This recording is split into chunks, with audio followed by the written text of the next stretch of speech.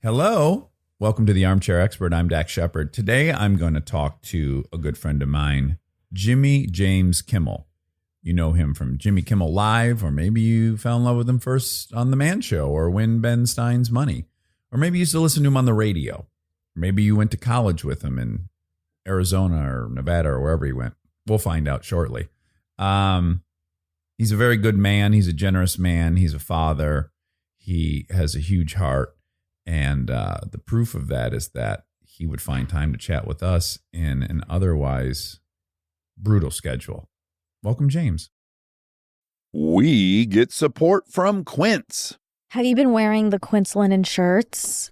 Yeah, I've been wearing them a suspicious amount. Yeah, European linen ones, they're $34, which is genuinely insane for how nice they are. It doesn't even make sense. Well, here's the deal. They work directly with the factories, cut out all the middlemen, so you're paying for the actual quality and not some brand's marketing budget. Everything's 50 to 80% less than comparable stuff. I love it because it's all very classic and traditional, and I know I'm going to be able to keep it for a very long time, and the quality's off the charts. That's true. The style is very consistent. Whatever you get there, you walk down the street, you're going to look good. They have these lightweight cotton sweaters, which I love for when it cools down at night. It's nice drape around your shoulders in the summer and then throw it on when it gets a little cool. And it's not just clothes. They do home stuff, ding, ding, ding, travel stuff, everyday essentials. It's all the same model, quality without the markup. Make your summer wardrobe easier. Go to quince.com/Dax for free shipping on your order and 365-day returns. Now available in Canada too. That's QUINCE.com/Dax for free shipping and 365-day returns. Quince.com/Dax.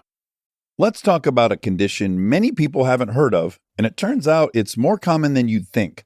Peyronie's disease, or PD for short. PD can happen when scar tissue builds up under the skin of the penis. This can cause a curve with a bump during an erection, and for some men, lead to pain during intimacy and may impact mental health. It may also lead to anger and frustration, depression, lowered self-esteem, and even withdrawal from sexual activity and physical intimacy. Because of this, some men could feel embarrassed or reluctant to talk about PD. The actual cause of PD isn't always known. In some cases, it may be linked to a minor injury or repeated injuries during sex or other physical activity. The good news is PD is treatable. If you notice a curve with a bump, a trusted urology specialist can help diagnose it and walk you through your options, including non-surgical treatment. To learn more about Peyronie's disease, visit talkaboutpd.com.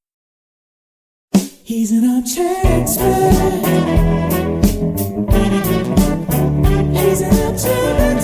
Tell me when you're ready. Jimmy, welcome to my attic. Yeah, this is really your attic. Yeah, did this make you at all jealous? Of the fact that you have an attic?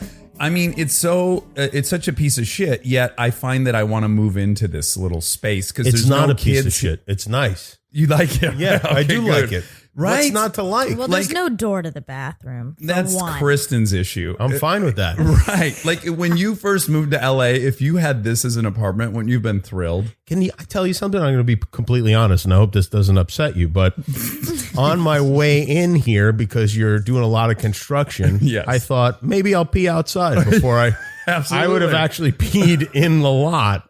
Yeah. Never mind no door on the bathroom. That doesn't bother me at all. That's immaterial. But there is something about this little space because there's no kids here and there's not a wife here and that's a pull-out couch you're sitting on. The slant of the roof it's comforting in a way. It really is. Yeah. Yeah. It's open enough, yet it's tight in here. Yeah, I like it. Yeah. I have fantasies of moving in here. You will in a way. Yeah. Eventually.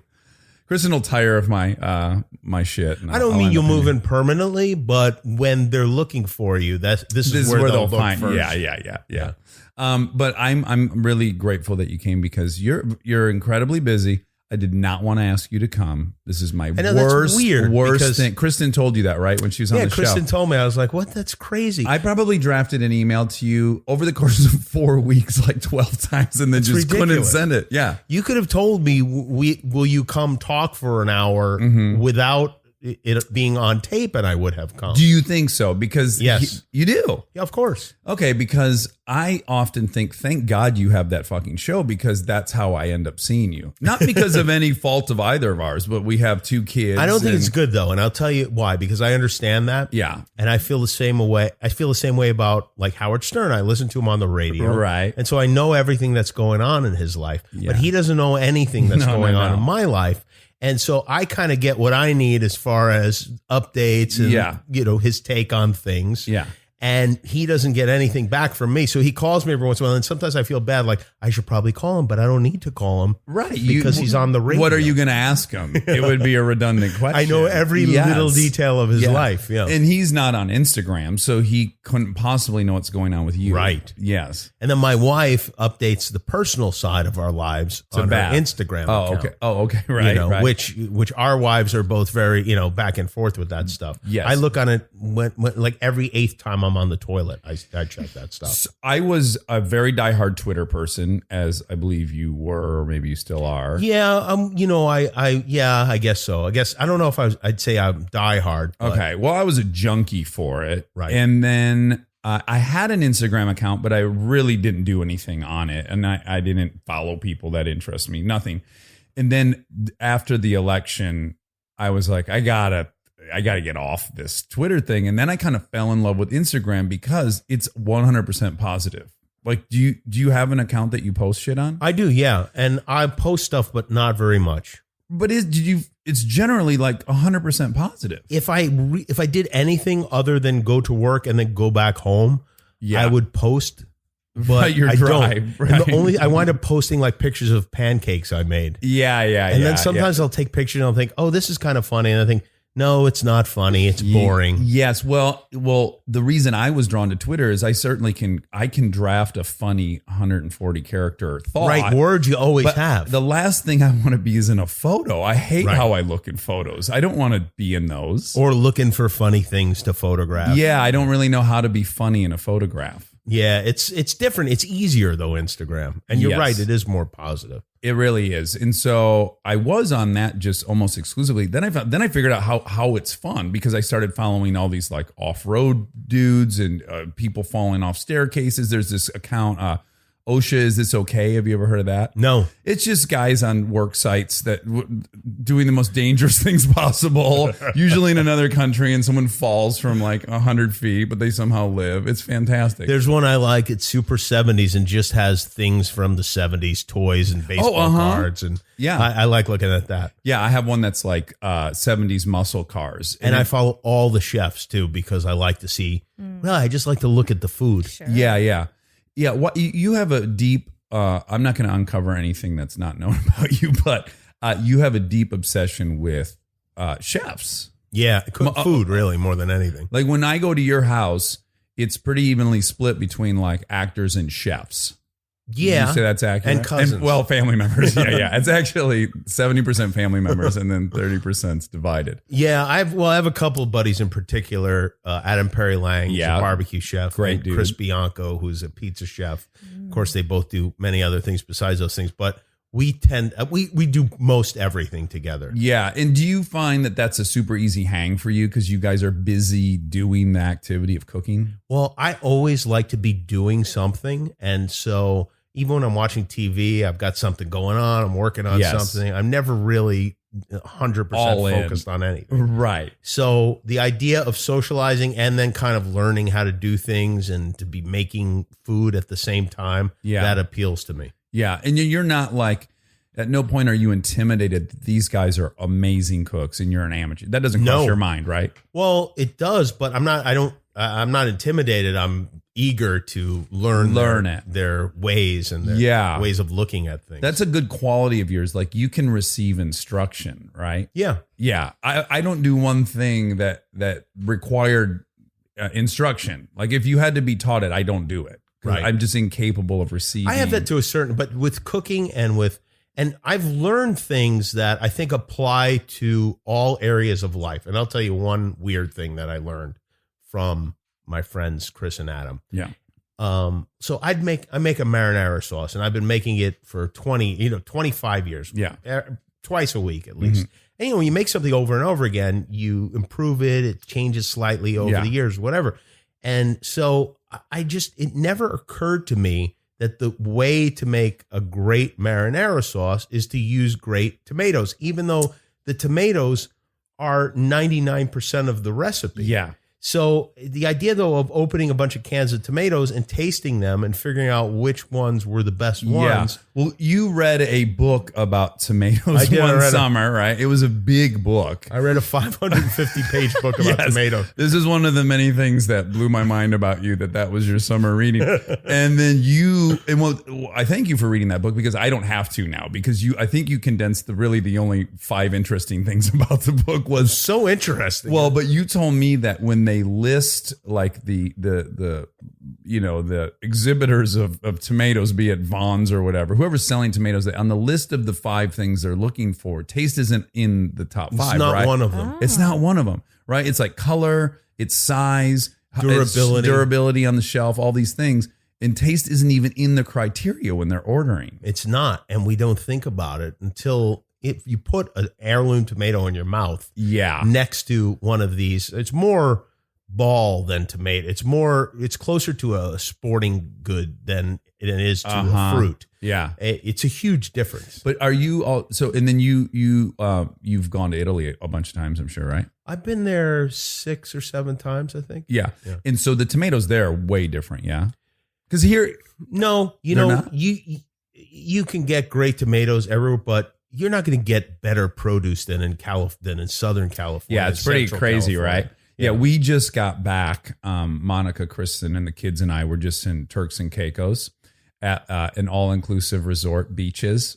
I saw pictures of that on Instagram. Right. Yeah, suspicious pictures, I'm sure. And it was awesome. There was a water park for the kids. The beach is phenomenal. Everything was great about it, truly. Except for the fact that you can't get around the fact that the fucking produce has to leave on a boat from Miami and come to that island 500 miles away. And it certainly wasn't grown in Miami. So it already got flown or railroaded from California, right? Right. And it doesn't matter what the chefs are doing. Like, the lettuce is white. Right. That's just how it is. You can't cook your way around how shitty the produce is. And you're from Brooklyn, then Vegas, but coming from Detroit and going to a grocery store in like January and shit was fully in season when I moved here was mind blowing. Right. The rest of the country, we're so spoiled. It shouldn't be here. like that. Yeah. Like ripe tomatoes in January. I went to an island in the Bahamas, and the guy told me the boat comes on Tuesdays. For the food. Yeah. So by Monday, things are getting a little starting to become stew. Yeah, you have kind of a superpower, which is wherever you go on vacation, like a natural disaster occurs. Well, it has happened, yeah. Yeah. Wherever I go, there's some kind of a natural disaster. Yeah, because you went to Bora Bora, and I was like, oh my God, you're going to love this place. I was there for a month. I could have stayed for years. It's the greatest. I was so jealous, and you got there, and the tsunami happened, right? Well, I don't know if you remember the lead up to this, because you were telling me it was great. Mm-hmm. And I always, you see those pictures of those huts over the water. Yeah. And you think, oh, that's where I want to be, in one of those over the water huts. And it looks so great. Yeah. So then I looked on Google Maps, and I noticed that is a little speck of brown and then nothing but blue. And I thought, well, the people shouldn't live on an island like this. It doesn't make any sense. Yeah. And then I had to speak to you and a few other people who'd been there for reassurance that I wasn't going to just be swallowed up by the ocean. Right. Because, we think, we're fond of the ocean, but it doesn't care about us. You're so vulnerable, and it really hits you when you're flying into the place, because when you're at 30,000 feet and they start to descend, you're like looking for where you're landing. It's crazy that people even got there. Yeah, it really is nuts. And then I have had recurring nightmares about tsunamis since I was a kid. And I used to based on that weird movie that was Tidal Wave or whatever? No, this is way before that. Okay. And my dad told me we never discussed this, but after I wrote an article about this, my dad told me that he has them too. Oh, really? There's got to be some weird psychological thing there, but it's stress related, and I'm sure it means something, but I don't know what it is. Yeah. So I was panicked about it, and my wife really wanted to go there. I was like, "There's going to be a tsunami." She's like laughing, "Stop it! This is ridiculous." And I have this on videotape, so this is not even like one of those stories I've embellished for comedy's sake, but I'm videotaping my wife. We're sitting by the pool, and all of a sudden it starts raining, like heavy drops of rain. You know, like each drop has like a pint in it. Yeah. And I said, "This is it. The tsunami's coming." She starts laughing at me. "You're being ridiculous." So we go back to the room because it's raining, and I turn on. I get on my computer, and I see that that in Japan there's been an earthquake. Right. And I'm like, but wait, you hopped on your computer unrelated? Unrelated. Okay. It's not like Totally you were so unrelated. convinced you then started researching it. I hopped on my computer because Okay. that's what I do 70 or 80 times a day. Sure. And I got on a computer, and there was an earthquake in Japan, and I have no idea where we are. I mean, like, my sense of geography. I've been there. I have no idea where it's at in relation to Ridiculous. Japan. Yeah. I'm like, well, I don't know if we're 40 miles from Japan or a million. Yeah. Could be any of those two things. So I look it up, and we're in French Polynesia, and we're not close to Japan, but a lot closer than we are to Japan right now. Yeah. And I thought, well, oh no, there's an earthquake. That could mean there's going to be a tsunami. Yeah. And I then hit refresh. I found the tsunami alert center for the world, and I hit refresh. Sounds like a great vacation so far. Like 140 times. Like every 40 seconds I'd hit refresh. Really? And then it popped up. No. And I had a mixture of terror and real power. Like I knew this was going to happen. Yes. It's the ultimate I told you so. Yes. Like this I told you so happens as you're being washed out to sea. There's that line in Pulp Fiction where he's complaining about that someone keyed his car. And at one point he goes, it'd be worth him keying my car just to catch that motherfucker. Yeah, right. Like, so that was going to be my question is part of you has to be so happy that you are right. Oh, yes. Yeah, because there have been many times I would choose death to be right. Yeah. And I know that if we survive this, that Molly's going to have to move out of the house. Yeah. It's going to be her only option. Yes, absolutely. So now, and by the way, before the tsunami warning, I'm calling the front desk asking what's the plan for, and they are, and I've called now 4 times, and they are laughing hysterically at me, really? Which makes me feel better, to be honest. Yeah. But then the alert comes, and they're like, okay, in what form? There's no siren on that. No, island, it just said French Polynesian Islands. Okay, like on French Polynesia CNN or something. And I was like, that's where we are, and this is real bad. And I was worried, and I called. I said, "What's the procedure?" They'd had tsunamis before there. They told me what would happen. We will get on a boat. We will go to higher ground. We'll wait there until the danger is past. But they assure me that it's impossible that a wave would be higher than higher ground. Right. And we should be okay as long as we get out of there. Blah blah blah. I now pack, we are ready for evacuation. Yeah. You're in a movie now. 6 hours before the evacuation. I'm fully dressed. Oh, so from the time of the alert, how long before it actually makes ground? Well, it was a long time. And that's the good thing about tsunamis. If you're in a place, you have some kind of access to computers, you know when they're coming. Right. So Molly goes to sleep, and I'm laying on the bed with my shoes on, watching CNN, just kind of taking this terror all in. Yeah, sure. And are you making calls to loved ones and stuff? I emailed loved ones. Okay. Even in the face of death, I'm not going to spend the money for an international call. Sure. Okay, good. So you're going to die as a I man. let everybody know that there was a good chance we were going to be washed And out. are the emails, are they a mix of I don't want to scare them, but I do want to say everything that needs being said? They're a mix of, I don't want to scare them, but I do want to scare them. Yes. And let them know I'm dead right. I want to hear some nice words from everyone. Yeah. So You I deserve sent my that. family the email, and still Molly thought I was crazy, at this point, and maybe I was, but the phone rings, and sure enough, they're like, "Get your stuff together. Only take your valuables, and we're evacuating the hotel." It's the middle of the night. Oh, really? Wow. I get to the lobby, and there are guys in the lobby already wearing life preservers. Oh, wow. They've got life jackets on. And so I'm happy because I know right away, all right, I'm not the biggest wuss in the hotel. Yeah. So these guys are actually worse than I am. And it's really, you get to see the worst of people, like people kind of really pushing like ahead to get on the ferries that are going to take you off the island. But is there a calmness to the whole thing?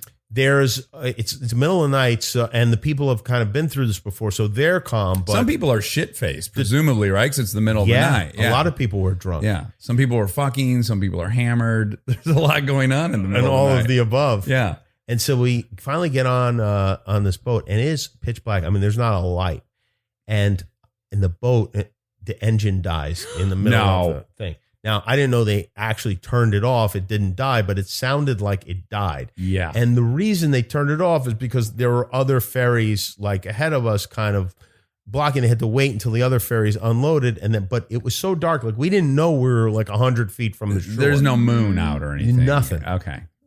Because from those hotel rooms to the mainland is only like a mile or whatever over the water, right? As I recall. As I remember. Something like that. Yeah. And I'm looking, not to the mainland. No, the mainland, it's about a 20-minute flight. So, No. I mean, that's you're in Bora Bora, mainland. right? The medium mainland. Yeah, not the full mainland. All the atoll surrounds this weird looking King Kong volcano looking mountain in the center, right? That's where you And so we go to that place, and so anyway, the water, and then I'm like, oh my God, we're now in the worst possible place on a little boat, like waiting for this. Yeah. I don't know. You would have much rather ridden it out in your over the water villa, in the right? bungalow. Yeah. At least I could grab onto something, you know. And it was really scary. Had you been to terrifying. that little center island prior to that? Did you go there to go to that French restaurant by chance? Yes, I did. Right. And did you notice the inordinate amount of feral dogs on that island? We were where all the dogs were. Right. Because I had a near death experience in Bora Bora that I didn't tell you about because I knew you were nervous about going and I didn't want to alarm you. But I had probably, since I was 8 years old, the scariest moment I had as an adult. Really? Yes. What happened? So Kristen was shooting that movie, Couples Retreat, right? And so they're filming on these barges out in the middle of all this stuff. And I take a boat out there to watch them shoot. And I watched for about an hour and now I'm bored. And then I said, I'd like to go back to the hotel. And they say, oh, we're not going to send the boats back for like another 5 hours. For whatever reason, that was not an option. And I was like, I don't want to sit on this barge for another 5 hours. And I start looking at the little island off, in the distance. And I think in my mind, that's a 10-minute swim. Like I can do that. And you've been there. So, it's like there's a little island, then there's a 100-foot gap in the water, and then another little island, then a 200-foot gap, and then another little island. So I go, I'll just swim to that one, and then I'll walk across the islands. I'll swim the little 100, and then I'll get back to the hotel.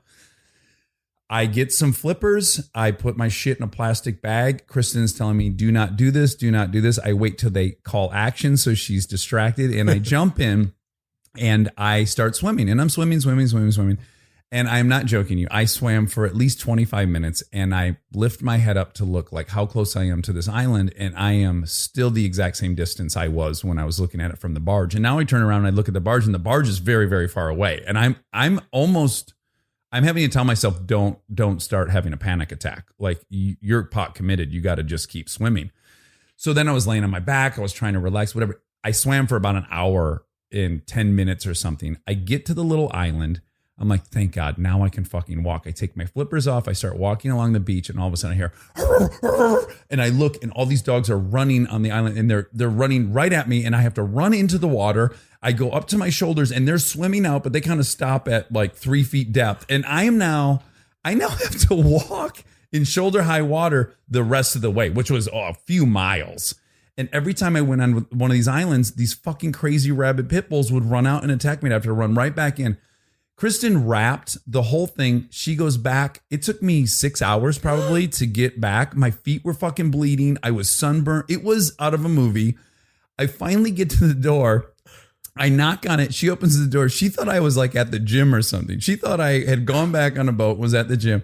She opens the door. I'm sunburned. My feet are bleeding terribly. And she goes, what the fuck happened to you? And I go, I swam back from that barge.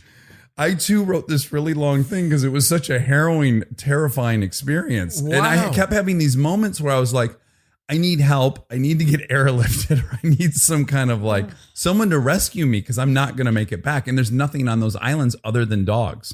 There's no way I would have gone to Bora Bora had you told me that dog story before. No way. It never would happen. And that's why I didn't tell you. And then you would never have it on Molly that you were But dead it's good right. for me to know about I knew about the dogs. I didn't know about pit bulls. Oh, yes.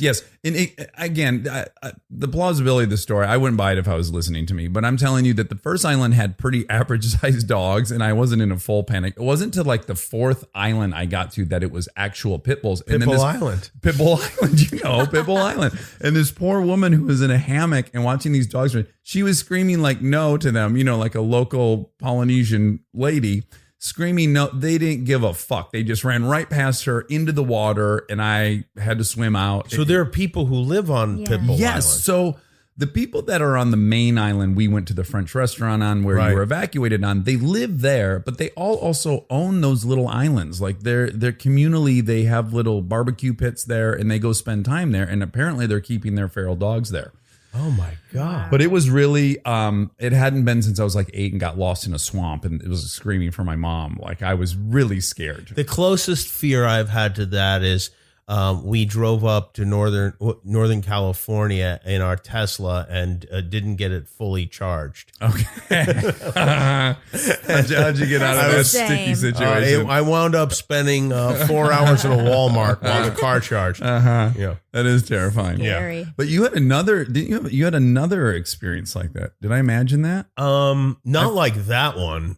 I'm not sure. The thing you wrote was really, really well written, by the way. Every time, thank you. Every time I go on vacation, I have one day that goes horribly wrong. I know exactly what it was. What? It was that you invited us camping this year, and we arrive at camping. Oh, yeah. And there is literally 727s buzzing our campground about 30 feet off the ground because the whole mountain behind us is on fire. And when I say the whole mountain's on fire, and there are planes swooping in over and over again and dumping some kind of chemical on it. And we were just camping a few hundred feet from there, and going to bed that night was very weird because you're like, I guess they've got it under control. Yeah. They said, and I thought, this must be what all your vacations are like. It is kind of in a way. You're It's just just bad planning. Yeah. Did you have any fear of fires prior to that? No, never. No, I should have more fear of fires. It's Yeah. more reasonable. I'm going to get hit with something like that, but no fear of fires. But I tell you what, we could have used a nice little tsunami at that time. That would have been very helpful. Yeah, that could have bailed us out. By the way, the tsunami, which arrives, they know the precise time that the tsunami will arrive, was the size of, I described it as the size of a Skittle. What does that They're mean? like, No. okay, that was it. I was like, No. what do you mean that was it? They're like, that was the tsunami.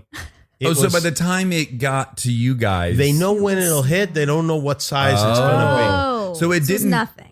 It was nothing. and it, I was kinda then mad. Did that make Molly then write again? Yeah. Once we were on up at higher ground, I was like, all right, I want to see the tsunami smash into the side of this. Yeah. Now that we're okay, Yes. big deal. I lose some luggage. Yeah, know? you want to see Yeah. something out of a Roland movie. Yeah. Yeah. Emmerich, whatever his name is. People also, the people I was with, all the other people from the hotel were like, isn't ABC going to send a helicopter or something for you? Like, ABC wouldn't send an SUV for me. Okay, do you think that you willed that tsunami into existence? If you've Oh, been that's a thinking great about question. it That's your a great whole question. life. If I have that kind of power, I probably shouldn't be in anyone's presence, but it's, Well, let me ask you that though. That leads to a great question I want to ask you, because anyone who's had like you and I have had way too much luck in our life. It's like a suspicious amount of luck, right? Yeah. Would you agree with that? Sure. I mean, you're talented and everything, but Yeah, a lot of it is luck. Yeah, whatever. A ton of talented people, and like Elon Musk, he's a proponent of this thought that we're in a matrix, right?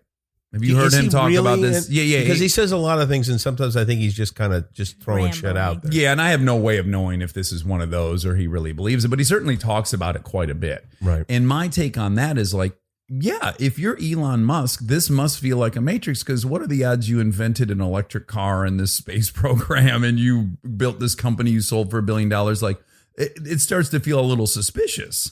Yeah, but I it doesn't don't make think sense. a guy who's like roofing in the winter in Detroit thinks he's in a matrix. If he is, he's in the world's shittiest He's in the matrix. shittiest I doubt they go like, this is too perfect. This has to be a matrix. But to that point, do you, having been as lucky as we both are, do you think that you've willed weird things? Like, do you think there's some suspicious stuff?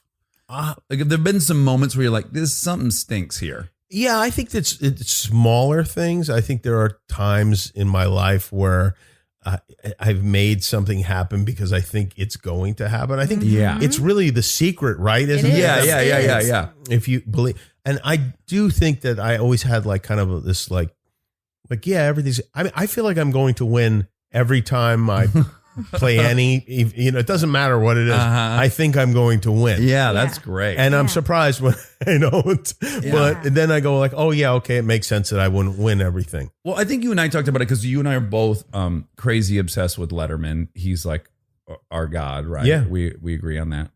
Stern and Letterman are both our gods. Is Bill Murray a god for you? Yes. Yeah. So for me, those are the three gods. Yep. And I think you put and I Steve Martin up there too, but Letterman. I appreciate and Howard. Steve Martin, but he's a little too G for me. I got you. Right. Bill Murray, you might end up in jail that night. If He you means hang with him. gangster. Yes. Yeah. Yes. And I've been in that situation. No. Yeah, I think Steve Martin's way too gangster. That banjo scares the fuck out of me. But I think you and I were talking on an airplane once that we would fantasize as kids about being interviewed by Letterman. Yeah. Did we talk about that? Yeah. Yeah. And I had, even in those moments where I was fantasizing about it, I didn't even have an aspiration to be an actor. So I'm not quite sure what I thought he was going to interview me about. But I remember, Same here. I didn't know what. Isn't that weird? Yeah. Like I would be brushing my hair at like 10 years old in the mirror. It was always in the mirror. And then I would just start thinking about the things he would ask me about what my bike or whatever the hell it was. But I kind of practiced in my head talking to him so many times. And I got to wonder, does everyone do that? Monica, did you used to fantasize about? Yeah, but I'm in the same situation. Yeah, you're an actor. Yeah. So I think the difference is between the guy in Detroit and Elon Musk is like, and you two and me are constantly putting things out there where they're constantly like, I want this, eventually I want this, fantasizing all your whole life. Yeah. The guy from Detroit is probably not doing that. Well, He's that's my putting one question. foot in front of the other. Yeah, Probably. maybe. I guess that's kind of my. Eventually, some of those things are gonna come true. Well, that is true. I wanted to be super renowned and famous in any number of ways, and only a couple of them came true. Right. But yeah, I thought I was going to be like Bukowski. It's not too late. It's not too late. What did I say the other day? I was going to learn how to do it. It doesn't matter. I don't know. I'm always trying to figure out when it's too late. Like I don't play the piano, and I still feel like I do need to learn that before I die. But is it too late To learn the piano? I think it is because I'll tell you why it's too late. Thank you for telling me. Because I don't think you're going to be satisfied with just being a shitty piano player. Yeah. You're going to go like if you see somebody else playing the piano and he's really great, you're going to go, fuck it, I'm not playing the piano anymore. Yeah, you're probably right. Do you play what's funny about interviewing people for this show is I'm largely talking to my friends who I think I know, but then I'll read about them on Wikipedia. And have you done that ever? Yeah, sure. Yeah, it's really fun because there's all these things I don't know about you that I learned like an hour ago. Oh, really? Like you like play what? you play the clarinet? Yeah, I do. Yeah. I don't know how I've known you for 13 years and I have no idea you play the clarinet. It's because it's not like I whip it out at parties. But there has been times I went through my head and I'm like, well, I've been in your room where you have instruments and I've watched people play at your house and I never saw you fucking Ron Burgundy break out the clarinet and blow the shit out of it. Yeah, well, there aren't many songs you can play the clarinet to. I do have a clarinet. I have one sitting right next to my desk in my office at work. And do you play it in your office? The only time I really play it is on the show in some way. I played with the Killers once. I played with Huey Lewis. Oh, really? I think I had like a clarinet battle with an actress who also played the clarinet. But I'm not good at it. That's what I was going to say. Out of 10, I don't even know who a 10 clarinet player is. It's Brubeck. Oh, Dave Brubeck. Well, he's more of he played the clarinet as well, but he's primarily saxophone player. Okay. Yeah. So who's a 10 clarinet player? Pete Fountain or Benny Goodman or something like that. All right. Yeah. So that's a 10. And then I'm a 0. If they're a 10, then I'm probably a 1.5. Well, no, but I'm a 0. Okay. Probably like a 3. Okay, great. Yeah. That's exactly the number I give myself as a drummer. Because I can play the drums. I'm a drummer. Right. But I'm at best a 3. Yeah, a 3, I'd say. Yeah. I mean, I stopped when I was in high school, so that's what it was. You played in the I played in the band. I accidentally played the clarinet. That seems like a very weird choice for a young man. It is a weird choice. I thought I wanted to play trombone, and I thought they were called clarinets. No. Wait, do you know how similar this makes us? Because I picked the trombone solely based on, in elementary, the junior high kids came and showed you the instruments, and the guy went "Brrr" with the trombone. I was like, God, that's my instrument. I always like that too. Yeah, and then I picked it, and then I couldn't play it. It's a very hard instrument to play. And then my whole life I thought, why didn't I play the drums? Like, it doesn't make any Something sense. that you could apply to the rest of your life. Yeah, like high school life or college A guitar, life. maybe, or Yes. something like that. I thought the trombone was called the clarinet, and I signed up for in sixth grade clarinet Simple class. mistake made all the time. And I'll never forget my teacher, Mr. Barish. I got into the class, and I didn't have an instrument yet, and then there were a few kids that had clarinets, and I said, excuse me, I'm in the wrong class. And he said, well, what class are you supposed to be in? I said, clarinet. And he said, well, this is clarinet. I go, no. And I made the trombone motion, and he started laughing really American hard. Sign Language symbol for trombone. And he said, well, that's the trombone, and we can get you in a trombone class, but we have to, we'll have to go to the counselor and rearrange your schedule. And I went home that day, and my mother had, for the first time ever in my life, went and purchased something for me that I needed for school, and it was a clarinet. And I didn't know that you could return things. Sure. I was a stupid kid. Yeah. And so I felt guilty because Yes. she bought the clarinet, and so I just played the clarinet. Wow. Yes. And that That's a kind nice of story. it is a really sweet story, and it kind of parlays into a similarity I think we have, and maybe I just try to find similarities between us. But you are the most generous human being I've ever met in my entire life. No. I am not. You're 100%. He's married to Kristen Bell. Yeah. No, listen. You are the most generous person I've ever met in my life. I'm not the most generous. That's not the comparison I was going to make. But are you genuinely that generous, or is it somehow linked to that story you just told me, which I can relate to, which is I'm very codependent. I loved my mother so much, and if she would have brought me home anything, I would have just dealt with it. Right. And I'm wondering, is that it? I think it's a combination of things. I think it's nice people say generous, but anxiety is one of them. Okay, right. But maybe more than anything, I like the challenge of finding a great gift, and I like to see what people's reactions are to the gifts. I mean, it's your hobby, I gotta say. Yeah, it kinda is, Because yeah. I've received more thoughtful gifts from you than any family member I've ever had. Oh, really? Yes, you've given me, and I don't even know what the occasion was, but you had a pillow embroidered for Kristen and I. That's right. That had the tweet that she sent me proposing marriage. Right. And then my response. What fucking man thinks to do that? I made you ping pong balls with You made your with face my on face on it. Yeah. You know, when you would eat sausage, that was a thing that You took great pleasure Yeah, I in. took pleasure in. Yeah, your love of sausage. Yes, my deep love for sausage. I don't know. I just enjoy Is it a it. Catholic thing? I'm wondering, like that you would have felt probably in guilty there about somewhere. your mom having gone out of her way to buy this thing, and you didn't want to be a dick. Well, money was always very tight in our family growing up, you know, and so then when you have some money, and also it's kind of, it's a creative endeavor finding a gift for somebody. Well, So- there's nothing like going into your garage about 2 weeks out from Christmas, which I've done a dozen times, and it's just floor to ceiling packages. You must buy, I don't know, 1,000 Christmas presents or something. yeah, probably. And yeah. are you doing it all year round? And birthday also. Sometimes I'll see things that I think, oh, that's cool. And I know I have somebody in my life who is going to like that. Like, for instance, speaking of Elon Musk, Yeah. maybe I bought him a shouldn't nice tell you gift. this because you were one of the people I had in mind for this. Okay. He started selling flamethrowers. Oh, I read that myself. And so I pre-ordered a couple you of did? flamethrowers. Don't let that stop you from giving Yeah, that he to me. wants I would that. absolutely By January, love that. you'll forget about it. So, yeah. Yeah, and you'll never know when that'll come in handy, because someone got me, I think they thought a little bit as a joke, but someone got me one of those fly killer guns that you put Yeah, salt in. salt Do ones. you have one of those? Oh, yeah. I love those. They're fantastic, it turns out. But the other day we have, I mean, even to tell this story, I'm going to get so angry. But, we have 5 feral cats at our house, or 6 kittens. So it starts with that there's kittens outside, right? That Kristen discovers, and then she starts getting involved with them. And now we've got to capture them all and neuter them or spay them, whatever you do for them. Right. And you just can't imagine how much effort goes into that. Like yeah, my sister, my parents did this too and are doing this. Yeah. It's a daily evolution. There was a point where I had 4 of the cats. They couldn't catch the 5th cat. So 4 were living in my shower for a couple days. And they're jumping all around because they're feral cats, and the whole fucking room smells terrible like feral cats. And I'm just asking, like, when do we think this project's gonna wrap? Like, is there an end date that we give up and we re-release these 4? It took us a week to catch the 5th one, so we had all these cats, and it doesn't even end there. So then we capture them. One gets loose at the vet. One goes under the tub. My sister's gonna have the whole tub ripped off.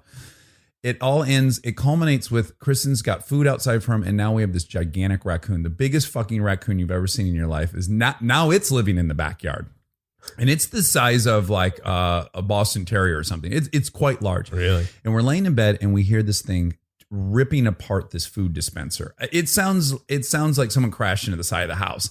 I look outside, this thing's just clawing at this thing, and I'm like, oh, fucking great. Now I got to get this raccoon out of here because we have a dog that's going to fight the raccoon, blah, blah, blah. And I'm like, what am I going to do? I can't shoot this thing with a real gun, obviously. And I go, ooh, the fly shooter. So I thought that's a humane way to shoot this thing, right? So I ended up going out there, shooting it in its very thick fur. It didn't like it enough to leave, didn't hurt it, it didn't cry, but I thought, look how this thing really came in handy. Yeah. Did you like that story? Kind of came in handy because it didn't work. It did work. I drove the raccoon away. Oh, it worked. I thought you with were my saying, fly salt gun. Can I make a suggestion? Yes, I would love a suggestion. Paintball gun. Well, do you think that's humane? If I've been shot with a paintball gun a million times. In fact, I've paid to get not that shot bad, with yeah. a paintball gun. Yeah, I had coyotes hovering in my 'cause you have backyard at one chickens. time. Is that- No, with my ex-girlfriend's dog, I was worried about. So I got and I didn't want to like shoot them with a BB gun. This was or in the something. Lake Hollywood. Yeah, so I got a paintball gun, Oh. which I never had the occasion to use on them. Yeah. But I think that's the way to go. Yeah, and you don't have to tell me publicly if you got one. Maybe later. I would tell you if I'd be pretty proud of myself if I got one. But Did you pick a certain color that you thought? I think I got red or something. Okay. I don't know. Okay. Yeah. I mean, this is one of those stories that could really backfire on us. Yeah, no, I kept the paintball in the garage, paper gun in the garage with the canister and everything, and I had this idea that I don't know. I think they sensed that I got it or something. Yeah, because they they're never pretty came smart. close again. Yeah. When I was reading about you, I didn't know you had a controversy in Detroit. I'm from Detroit. Oh yeah, You know. I had a big. I almost got canceled. The show almost got canceled. Which I can't even believe. So if it's true what it says on Wikipedia, you were basically there, and there was going to be a Lakers Pistons game, and you said, No, that's not what happened. Oh, I'm already. I was in LA. Oh, you were in LA, and the Lakers and Pistons were playing in the NBA Finals, and I said something to the effect of, I was being interviewed by Mike Tirico on ABC. Okay. And I said something to the effect of, well, I'm rooting for the Lakers because I really like Detroit and I hate to see them burn the city down if the Pistons win. Which, I thought, I don't know why I thought that wouldn't be offensive. Well, but I'll tell you why it shouldn't be offensive. I'm from Detroit, and every Devil's Night, the night before Halloween, we burn the city down. Yeah. And I just wonder, how on earth could anyone have been offended? It's just a fact that we yearly burn the city down. I think sports have a big part or a big reason for it, because when you say something and you're rooting for the other team, people descend on you. They're already defensive. They're already super defensive, and I was a Lakers fan. Stirring things up. It's as if you had said, though, if the Bulls win, it's going to be windy as hell in Chicago. We burn the place down once a year. Well, that's not how they looked at it, and they were very upset. And they chose not to air your show that night in Detroit, right? Did that happen? Yeah. Well, what actually happened was, hearing everybody was mad in Detroit, as I am inclined to do, decided to double down and make it much worse. Great. And so I did that, and then they were really mad. Wait, can you tell us? Are you how allowed to did tell that? us what the double down was? I think we did I think we did some bit involving fire and a lot of fire. Okay, perfect. And I don't remember what it was exactly. But the local affiliate was like, hey, we're here in Detroit. We don't need to be it's great for you being the hated guy, but we live here. Yeah. And we're going to pull you off the air. And I was like, all right, well, what are you going to do? And then one of the guys that works at ABC is like, you realize if you get pulled off the air in Detroit, the whole the show is like, that's it. Really? Yeah. What year was this? This was the first year of the show. Oh, wow. And by the way, I wouldn't have been so upset if they had pulled the show off the air. I Right. mean, You're thinking there's a lot of cities in America we can live without. No, one. I was No. thinking, great. I don't have to do this fucking job Oh, anymore. wow. Oh, really? And, Was the show immediately a rude awakening? Because I remember, again, you and I were on an airplane. Let's just say this should have been stated at the beginning, but I did your show one time, but then we both happened to be in Detroit, weirdly enough, for some GM event. And then we flew back on a plane together, and then we sat together, and then we talked the whole time. And we became buddies. And Right. We started hanging out, right? And on one of those, and then we also flew together to some really janky version of UFC. Yeah, that was great. Yeah. Yeah. That actually was really great, though, because we had great barbecue. It was like a UFD minus is what it was. Yeah. And two gals fought, and it was before the level of fighting between women has gotten to the Ronda Rousey It was level. more like a bar fight. It was like your sister and one of her friends fighting. Yeah. And there was a moment where like we couldn't decide if we were into it or not. Like we were trying to give it a fair shake. And then one girl punched another girl in the boob, and she said, ow! Like it was the saddest no. real ow. We Where both all of a sudden felt- like our mother fell down the we stairs. both felt very ashamed of ourselves. We did. Yeah. We were like, why are we here? Why are we watching these Yes. women? Why And are then we they paying these hugged. women to fight? Yes, and then they hugged and cried. No. Oh, Yes, it's they terrible. hugged each other and cried for like 3 or 4 minutes, and we just kept going, Jesus, we got to get out of this situation. I wasn't so excited about the guys fighting either, to be honest with you. that was it all felt substandard. bad. Yes, Yeah. the whole thing was bad. Had we not had such good barbecue, the whole trip would have been a wash. But on one of those trips, I was saying to you, of course, having been obsessed with Letterman, that I always fantasized about having Letterman's job or your job. And you said to me, and it's so rare that I actually believe someone. And you go, it's so much more work than I think you realize it is. And then you just kind of walked me through what Your the days. commitment that the show is. And I really thought, oh, yeah, that's too much for me. I don't think Yeah. I could do that. Oh yeah, It's relentless, right? it is relentless. I mean, it gets easier And you have as you to get hate- older, but it at that time, like at that time, the show was live at 9:05 p.m. And so we weren't even done with our work day until 10:06 p.m. Wow. And it would just start over again as soon as you woke up in Yeah. the morning. And it was 5 nights a week.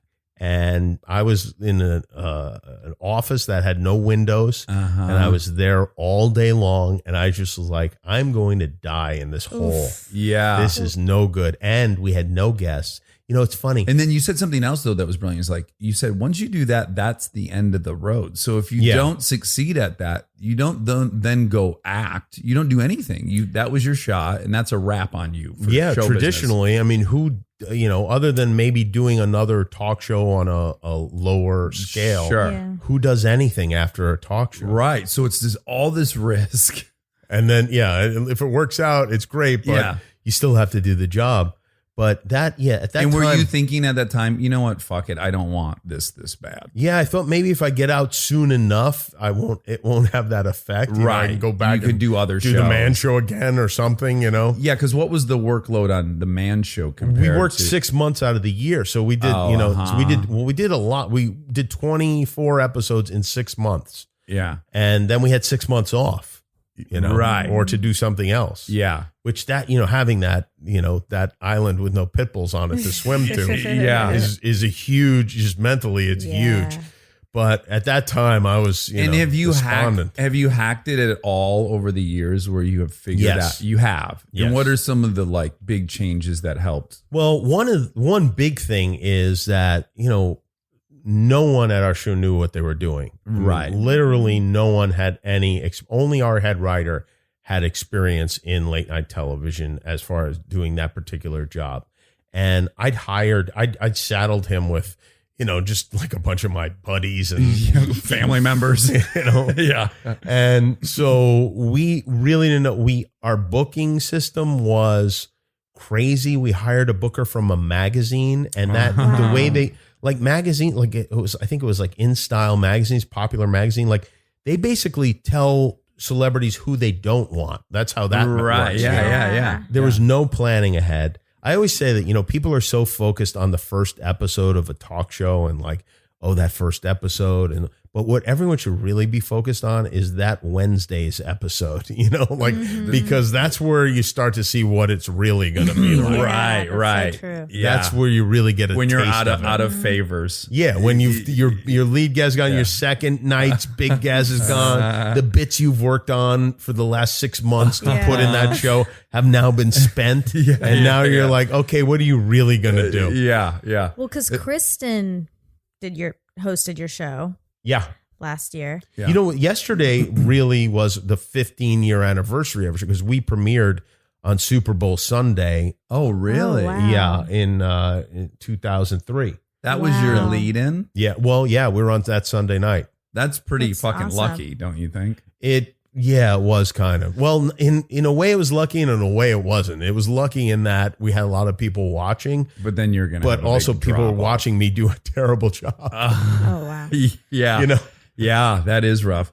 Parenthood had that same lucky thing, which was we launched on the Winter Olympics, and at that time nobody was watching NBC. Like 10 years ago, they were they were in last place, and that was the one thing people were watching, and it gave us a good launch because none of their shows. That's still one of my all-time favorite network television shows. Yeah, it always made me so happy to watch that. So I loved that show. Yeah. I loved it. I loved doing it. It was a great show. Yeah. I always felt like it was like it should have absolutely been nominated for and won Emmys every year, and I haven't figured out. Maybe it was because it was such an ensemble show, and nobody was the star of that show or something. Yeah, but it's hard for me to separate myself from being inside of it and evaluating it that way because I'm like, I think we're doing something special, but then I'm like, but what the fuck do I know? I'm inside of it. But Minka Kelly, who was on the show, right? She was also on. So Jason Katims created and ran Parenthood, and he also created and ran Friday Night Lights. And so she was a guest star on the show, and we got talking at lunch, and I said, she's like, "Oh, Parenthood's so good," and I go, "Oh, it's not as good as Friday Night Lights. Like Friday Night Lights is the best fucking show ever." And she's like, "No, this is so much better than Friday Night Lights." And I'm like, "No." So we're getting in this debate over what show's better, and something weird happened where I was editing Hit and Run during one of the seasons, and I was so busy doing that I stopped reading the scripts. I would only read my part, so I was prepared to do my scenes, but I didn't know what was going on in the show. Then I started watching the show not knowing what was coming, and everything changed for me. Then I was like just a normal person, and I didn't know what was going to happen to all these people, and then I fell in love with it, and then I never read the scripts again. Yeah, my wife and I, we loved it right from the outset. Yeah, that really made me happy. But you were saying Kristen hosted the show. Oh, yeah. And she hosted the show, and I was with her that day. And we were at the end so exhausted. And all we could say was like, how does he do this every day? That process of the rehearsal and then coming back. And I mean, I guess maybe it's different because they know you a little better writing wise, but. Well, but you should, part of the thing is like, I'm involved in even the writing of like when the guest hosts are everything runs through me. Yeah. So it's about, in some ways it's harder to be the guest host because you don't know the drill and you're not familiar, but in other ways it's actually easier because you have things going in. There's a separation to the show. a little bit. Whereas some days I walk in the show and like, I don't know what we're going to do on the show tonight. And we just have to figure it out at rehearsal. And are those shows better or worse than when you do have varies. It varies. It does, right? Yeah. Because I was watching Robert Downey Jr. on that Sam Jones show get interviewed, and it was really fascinating because Sam said, like, how much do you prepare? And he said, well, I've done everything. He's like, I was Chaplin and I was Chaplin. Like I was Method and I did that. And he goes, and now I wear an earpiece and I have my lines said to me right before I say them. And he goes, I'm not adverse to the work. I just found that my personality lends itself to chaos. Like when I'm hearing something for the very first time before I say it, that's what's magic for me. And I'm like, well, that's really cool that he's done all the, it's like Picasso. He painted normal before he did Cubism or whatever. Right. So I am curious, if you ever felt like when it's chaotic, somehow that's just as good, or there's a value to that, or it does. It's too scary to proceed that way always, or no, but I think you have to have a plan going in and be prepared to abandon it. Yeah. It holds true more for interviews, because for, when I'm doing the monologue, it's just me standing out there, and everybody has to know, like people, like the director has to know what clips to go to, just from There's a lot of that logistics standpoint, to there it. are a lot of other people involved, so you have to clue them in on what you might do. Yeah. But some nights, the nights where we don't really have things planned, those are the nights where we'll do some kind of whatever excuse is for me to go out on the street and just talk to people who are walking by. Yeah. And sometimes we call it foreigner or not, or sometimes we make it a quiz or whatever. Yeah. But ultimately, it's just me riffing with people outside. Yeah. And that I like that, because By the way, that's what we loved about Dave, right? Yeah, Talk yeah. to the deli owner. it almost always goes well. Yeah. Very rarely does it not go well. And in a way, it kind of makes you go like, why do I do all the other hard stuff when I could just do this? Yeah. But I think if you did it every night, it would become Like, are you repetitive. jealous of Stern? And maybe I'm wrong about that, the way that show's put together, but it does appear to me, at least, that he is large. There isn't a pre-interview when you go do his show, so he really is just chatting. I'm sure he's been prepared by Gary or whatever to have hit some. He's more points. prepared, I think, than most people would Than you would realize he is. I mean, he reads all the research about the guest. He Yeah. writes questions for the guests. He spends most exhausting of all when you're on the radio that's every day, and this is what's most exhausting, is you can't do anything for just for pleasure. You can't just kind of sit there and enjoy something.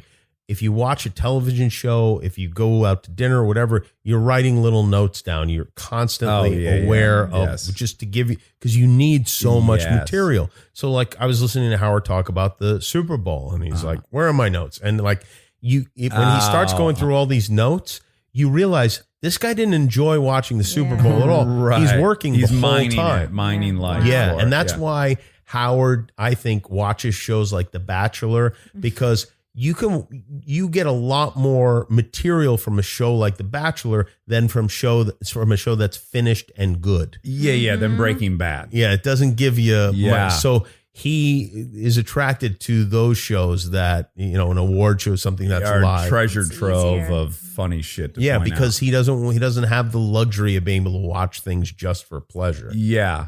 I can relate to that, in that when I was in the Groundlings and I had to write 6 sketches a week for years and put them up every Wednesday night, like my whole life was that. You'd have a waiter that said something weird and I'm like, oh, there's a sketch there. You know? Oh, and then this happened at a traffic light. Oh, there's a sketch there. And it was kind of maddening. You're like, It's exhausting. Yeah, as you say, you're not actually experiencing life. You're observing it with the intention of making fun of it at some point. Yeah, that's a little. So do you hate John Oliver?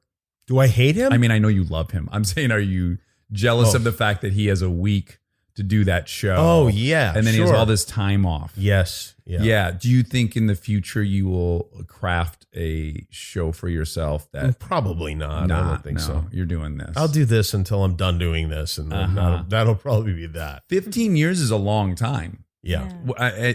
In your wildest dreams, did you think you would be doing the show for 15 years? No way. And the one thing that they like, if I'm reading about you, there's just no explanation. And I know you and there's no explanation. How on earth did you go from the Man Show to even have your own show on ABC? That seems like a crazy leap.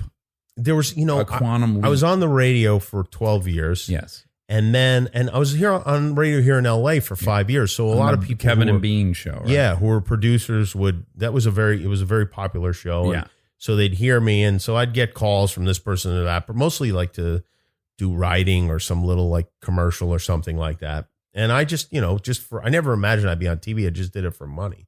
But then I got Win Ben Stein's Money, which was a game show on Comedy Central. Mm-hmm. That was my first show. Right. And we started the same week as South Park. That was our show premiered that week. Mm-hmm. And that show was I was on that show for 4, maybe 5 seasons. And then it continued for 2 seasons. Were you after doing I in left. radio simultaneously to I was that? doing the radio. I was on the radio from 5:30 to 10 a.m. and then I'd rush right over to the studio and do that show from like 11:30 until 7:30 p.m. And then I'd drive all the way home to the West Valley and start all over again early in the morning. That was a tiring time in my life, but that was only 3 months here or there.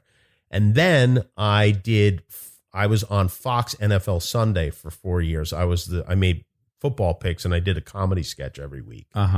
And also, then we'd start doing the Man Show, and we did that for 4 seasons as well. And some of these overlapped with each other. And so I got to the point where I kind of had cornered the market on young males, as far as audience goes. I had that sports background. And the Man Show was successful. You guys had a pretty big audience, right? Yeah, it was very successful. Number 1 on Spike. Is that what it was on? It was on Comedy Central. Comedy Central. Okay. Yeah, it was very, very popular. Yeah. Our last season was our most popular season. And in fact, they continued doing the show for another season after we left. They tried to continue. They replaced you show. with Doug Stanhope and Joe Rogan. Yeah. And so then ABC, I think, at the time, late night was very male. It was like the audience was like 70% male for late night television. What is it now? It's 50-50 now. Oh, really? Yeah. And but it was different at that time. It was very male oriented. And so they thought, we want to get somebody that guys, preferably young guys, like. And, it kind of made sense. Plus, I think I bowled the president of ABC over with my knowledge of late night TV, which was just from watching it, Yeah. And but they had never done it, right? They had never done late night, had they? They hadn't done it since Jerry Lewis in the 60s. Yeah, so they made a like run not at doing Letterman, and he decided to go to CBS, but they were ready to go. And then once they'd already cleared that kind of spot, they said, well, you know what? We didn't get Letterman. Maybe we should find somebody else to do the show and find somebody that's going to be a lot cheaper, and we won't have to necessarily get the ratings that Letterman gets, but we'll make some money off of the show. Well, who else was on then? Craig Kilborn was on the air then? Craig Kilborn was on after Letterman, yeah. And then who was after Leno? Leno, after Leno. Oh boy, it's so crazy that this is now not coming to me immediately because I was obsessed with this stuff. And do you think your perceived knowledge of late night was like, oh, good, this guy will help us because we don't know what we're doing. He seems to really understand it, even though he's never done it. I don't know. I really don't know. It was, but they approached you. They approached me, yeah, and they didn't approach Adam, or did they? No, they didn't approach. Was Adam. That's like being in the Adam and I had already decided to leave the Man Show. Oh, you had? Yes. Now. And to do separate things? Not necessarily do separate things. And in fact, Adam worked with me at the talk show for the first year. He'd come in, he'd write help jokes. Out. But we had decided that we didn't want to do it anymore based on one thing that happened. And this is so funny because I now know, looking back on it, that if we'd announced this to Comedy Central that we weren't going to do it anymore, they would have paid us a lot more money to stay and keep doing it. Yeah. But at the time, we were like, okay, we're not going to do this anymore. Adam was still doing Loveline at the time. Oh, right. So he had that radio show. And that was very big then. Very big. Yeah. It was a syndicated. He was probably making a all ton over of money the country. doing that. Yeah. Not a ton, but he was doing pretty well. Yeah. And at that time, I just thought, but what happened was Adam, we had a bit and we said, we're talking about like your dad's, like your friends' dads and what jerks they could be when you're a kid. Yeah. And he's like, yeah, my friend's dad, he's one of those guys. He said, he's one of those guys that would say like, opinions are like assholes. Everyone has one. Yeah. And the audience, stink. instead of going like, oh yeah, that's the lame thing everybody says, they clapped and applauded. And Adam and I looked at each other like, this is it. We can't do this. We can't do this anymore. These people. Yeah. It's disheartening. So we decided that would be it. And I don't know what we thought. Well, we had Crank Yankers at the time though going, and that was going well too. Yeah. So we had some things happening, So it wasn't like when, Hall and Oates are together and they approach Daryl and say, why don't you just be a solo act? It didn't feel like that to either of you. Not at all. Oh, okay, good. And then we started working on a sitcom for Adam for ABC at that time. And he and I worked on that together. And So, we were going to do separate things, but the plan always was, and still is to a large extent to this day, that we would help with each other's projects. Right. When he replaced Stein in LA and Phoenix, Seattle, and the West Coast, I was the executive producer of the show. We were always kind of involved in each other's things. Yeah. But you didn't pursue that show. They just literally approached you. Yeah. Not only did they approach me, they misled me. They told me they wanted to talk about a Thursday night variety show, which I told my agent, I was like, I have no interest in that. Yeah.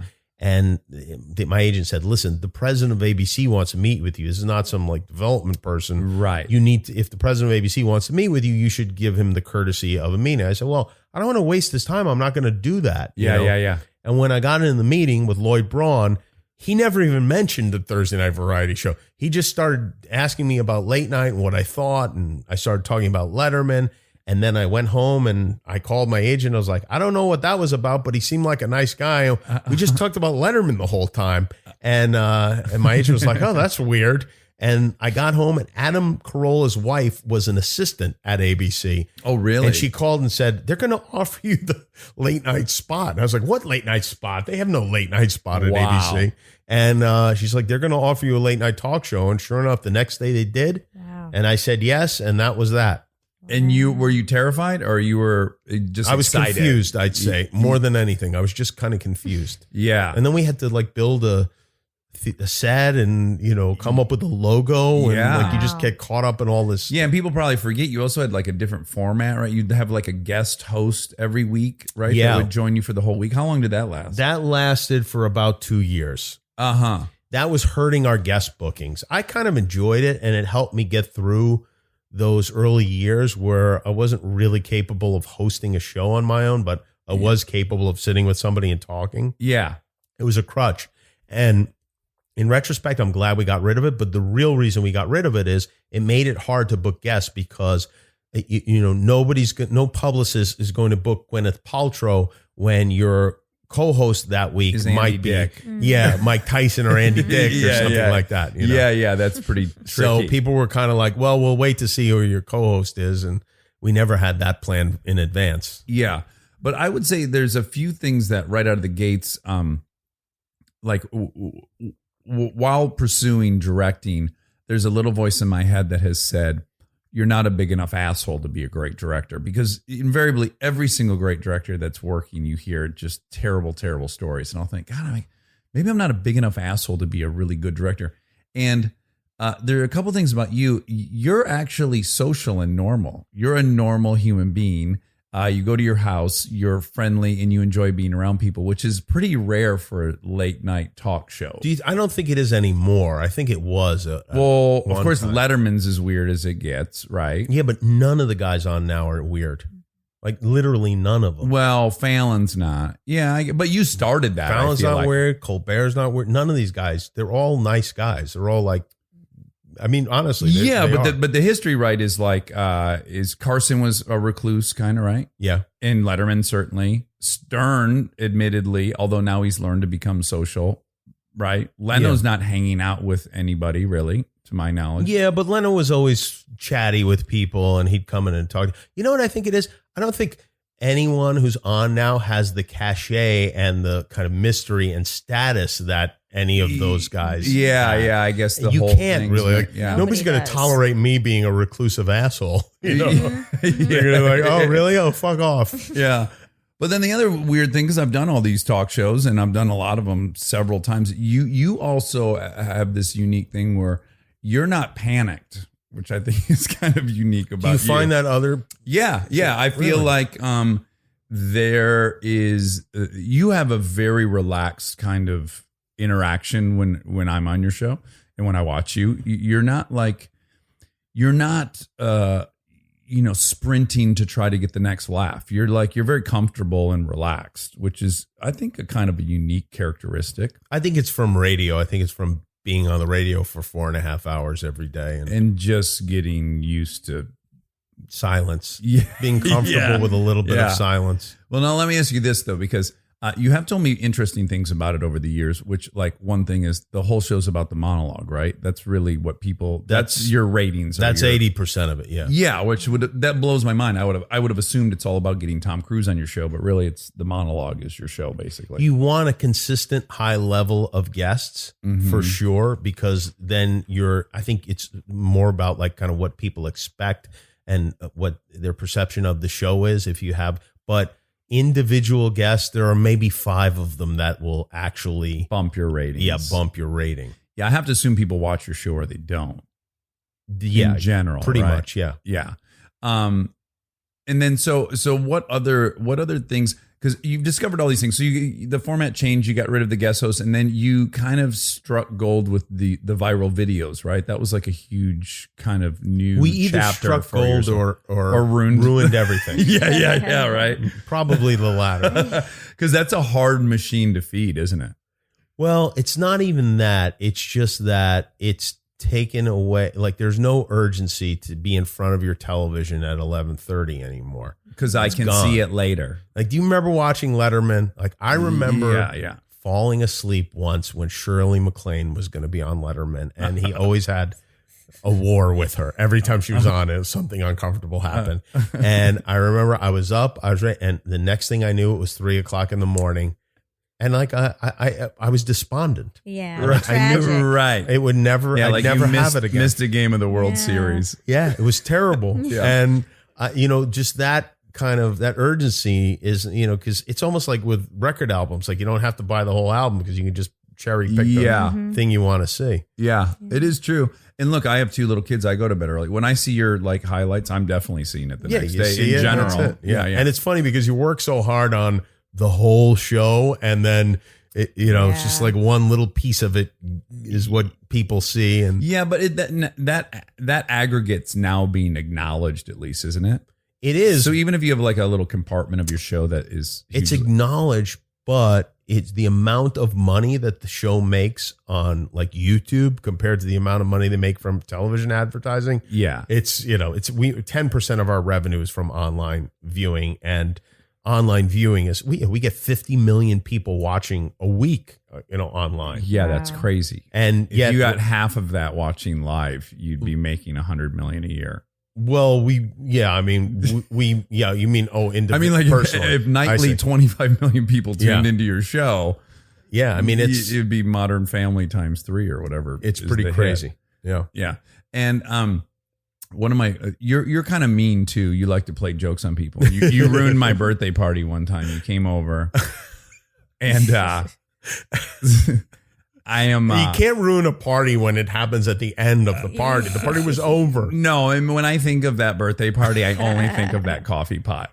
But I like to believe that you knowing how happy it made me actually made you happy as a result. Well, that's what kept us from ever getting in like a fist fight over it. But what had happened is I like to make my coffee the night before, and I set a timer so it'll be ready when I wake up in the morning. This is like the most important part of my whole day, is that when I wake up, the kitchen smells like coffee. And so I had gone through the whole process. I'm also cheap as a motherfucker, as we just discussed on the way up. Neither of us will heat our pool. Right. Yeah. Well, yeah. I think that's reasonable. I don't think that's cheap. We'll both pay for like 14 friends to eat at a restaurant. Right. Like $1,000, but I will not heat the pool for my children. If all 14 friends get in the pool, I'm okay with it. That's true. There is a time and place to heat the pool.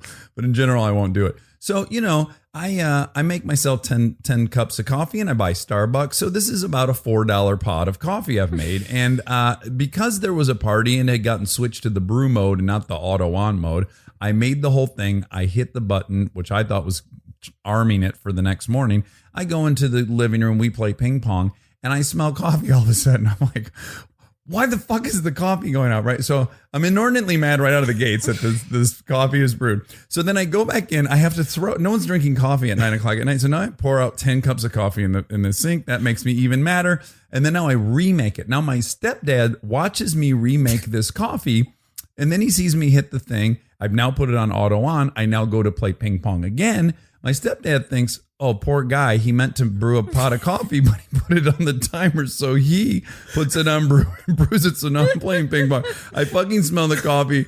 the second time. And now my reaction is as if someone drove a car through the living room. Like, I am so angry that now I'm out 20 fucking cups of Starbucks coffee. I like storm in there. I'm actually yelling in the party, don't fucking touch the coffee pot. Like, no one touches this coffee pot. I pour out the coffee. I make a whole new batch of coffee. Go back in. I'm playing ping pong.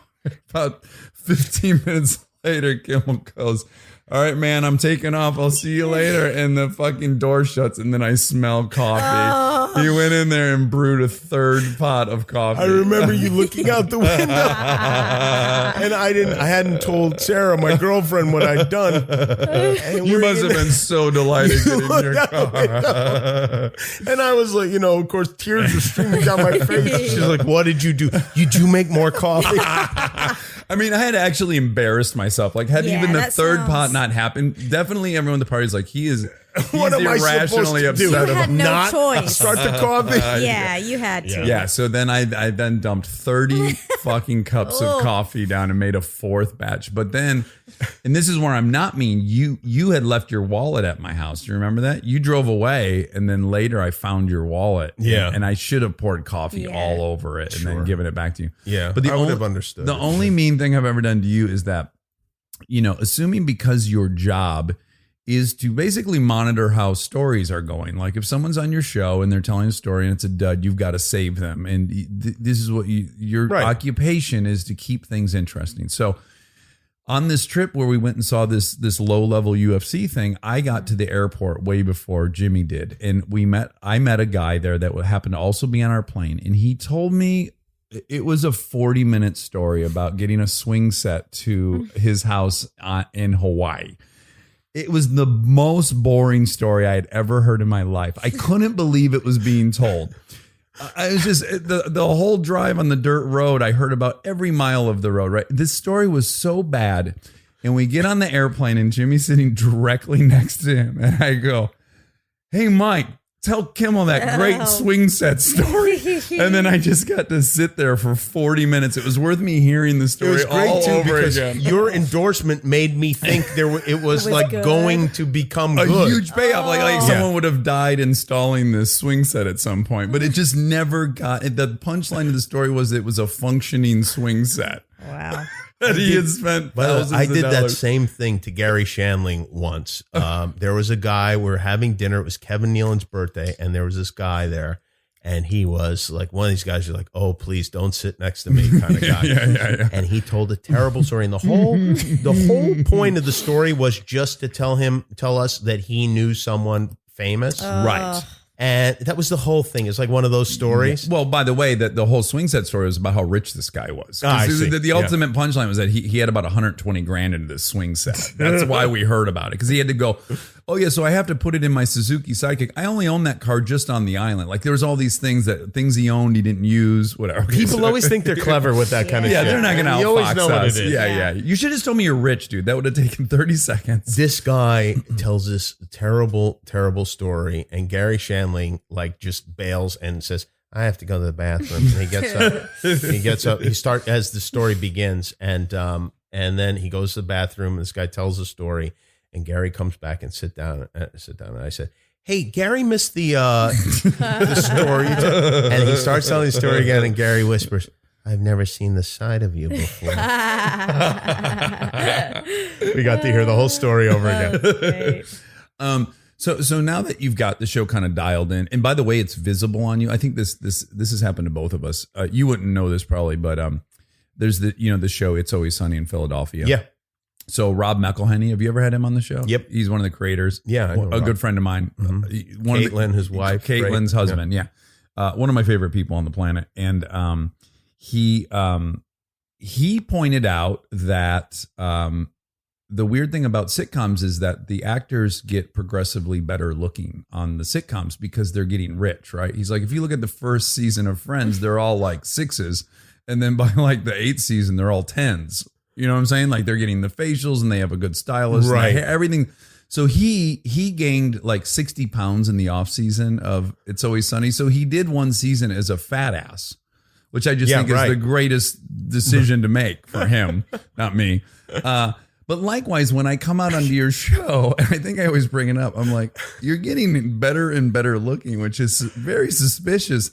And I think I am getting better looking as well, because I have a picture of me, you, and Bradley Cooper at that birthday party you ruined. Oh yeah, right. Didn't I show? I sent it to you recently. We look like we're at the Greyhound. Beaten up. Yes, it looks like day one at a treatment center. Yeah, we all have terrible bags under our eyes. Our hair, we have terrible haircuts. Everything is bad. We're hovering over a Scrabble board. Yes, I'm trying to remember if I posted that picture, but I mean, it's a career-ending photo. Maybe I brought it to your show or something. Yeah, I think you showed it on the show. Well, but are you aware of the fact that you've been basically getting incrementally more handsome every year? You've gotten thinner. Your hair somehow looks thicker. Well, it's definitely the weight loss, but my hair is definitely not thicker. But you're doing something that it looks so robust to me every time I see you. I had some bad choices wardrobe-wise, and I had some bad choices makeup-wise. It's a learning curve. I had vampire sideburns also. Part of it also is the style. When styles change, you just look weird when you look back. But losing, I never, it's funny because I used to make fat jokes about myself, and that was part of my act. Yeah. But I never actually thought I was fat. Right. I was kind of lying each time I would make it. Yes, you felt fraudulent about it. It's just another area I was able to go. And because I was a skinny kid, and so you have that in your head, like you kind of what you were. I was like the skinniest kid in the area, and so I always thought of myself Las Vegas that way. Metropolitan area. Yeah. But now I look back and I'm like, oh wow, I was pretty fat, like actually fat, and that's the way to go. Adam Carolla always says, like, when women for their wedding will like diet and lose a lot of weight and whatever. He's like, no, you go the other way because you don't want to. That picture's on the mantle. And you don't want to look at me like, boy, you've really put on a lot of weight. You want to have the opposit. That's smart. Like, you look great. Yeah. And that's my philosophy. That's happening. Because I'm assuming you feel that way about me, don't you? A little bit, because generally when I walk out on stage, I always thought you looked good, though. I mean, thank you for that. But I do find that when I walk out on stage, because quite often it's been like 8 months since we've seen each other or something. And we walk out and I find myself like startled with how good looking you look. Well, and then of course I'll be wearing a suit, which you never see me in a suit. And then I feel like I'm reading on your face that you're startled too. Well, we look at each other. First of all, we're dressed nicely, which look at how we're dressed right now. That's right. Yeah. Secondly, we're groomed. We have makeup on. Final touches. I've got a lot of like hair filler in and stuff. Yeah. Powder. We look nice. We've got, a fake tan, like kind of if the sprinkler system came on in the studio during our interview, I would have mud dripping down my head. I'd have all the black paint that's on my bald spot showing too. It would we would just have mud drizzling down our faces. But yeah, and also, I think the beard has helped because I don't really have a masculine chin. So the beard is definitely. It is a really good look for you. But I'm just always so proud. She was touching my beard and she goes, "Why is it white? It's getting white." And I said, "Well, I'm getting older." And she said, "Is it going to get white?" And I said, "Yeah, it's going to get white." She goes, "You won't be a daddy anymore." I said, "What do you mean?" He goes, "You'll be like Papa." You'll be a grandpa. It's when you're too old to be having kids. Grandpa automatically. Yeah, right to grandpa. I trip out on that a bit. Our kids are the same age. And I think, oh man, when they're in high school, I'm going to be that kind of older dad. I mean, maybe not in LA here. But imagine how I feel. Right, because you're a couple years older than me. Yeah. And do you I spin think out about that at all? Yeah, I add up like when I did it last night as I was going to bed. I was like, okay, I'm 50. My daughter's 3 years old. When she's my age, I'll be dead. Yeah.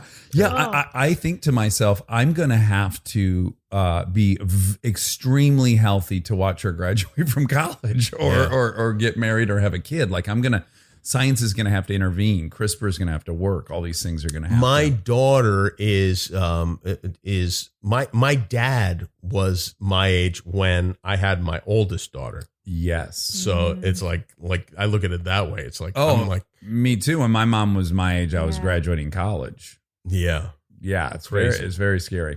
There's only two more things I really want to talk to you about. One is, you weren't super political.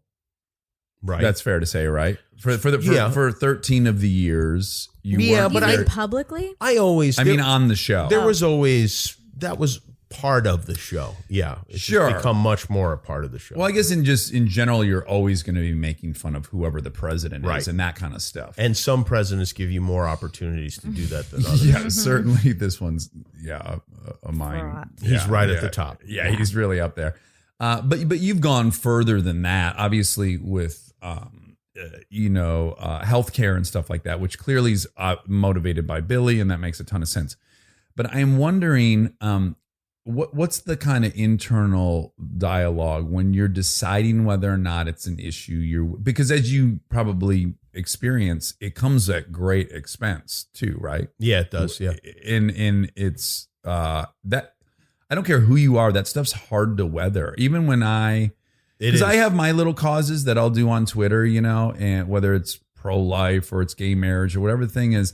And even though I should be able to write off the people that are sending me hateful things, I should be able to just go like, oh, whatever. It does affect me. I'll read stuff and then I'll go, oh, that doesn't affect me. But then I'll find myself in the car 2 hours later and it's in my head. Yeah, and I'm me thinking too. about it. I think the same thing. And I can't outsmart it. Like I try to tell myself, you're having a fight with the guy in front of 7-Eleven who's got a parrot on his shoulder.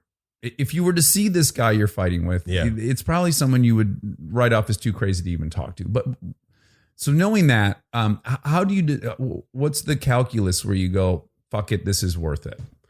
Well, I think I think sick children. That's definitely in the. That seems like a pretty slam dunk. That tips the scales. Yeah.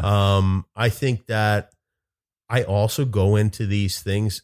Maybe I'm a little bit naive, but I go in thinking that everybody's going to agree with me. Sure. Yeah. Because you'll make your point so well that you'll open people's eyes. Well, it doesn't make any sense that they would do anything other than agree with me. Yeah. I'll do that too. I'll form a statement or an argument, and I'll think, and I'll try to think of every single retort, and I'll think somehow I've cracked it, and I've actually come up with the message that can't be retorted.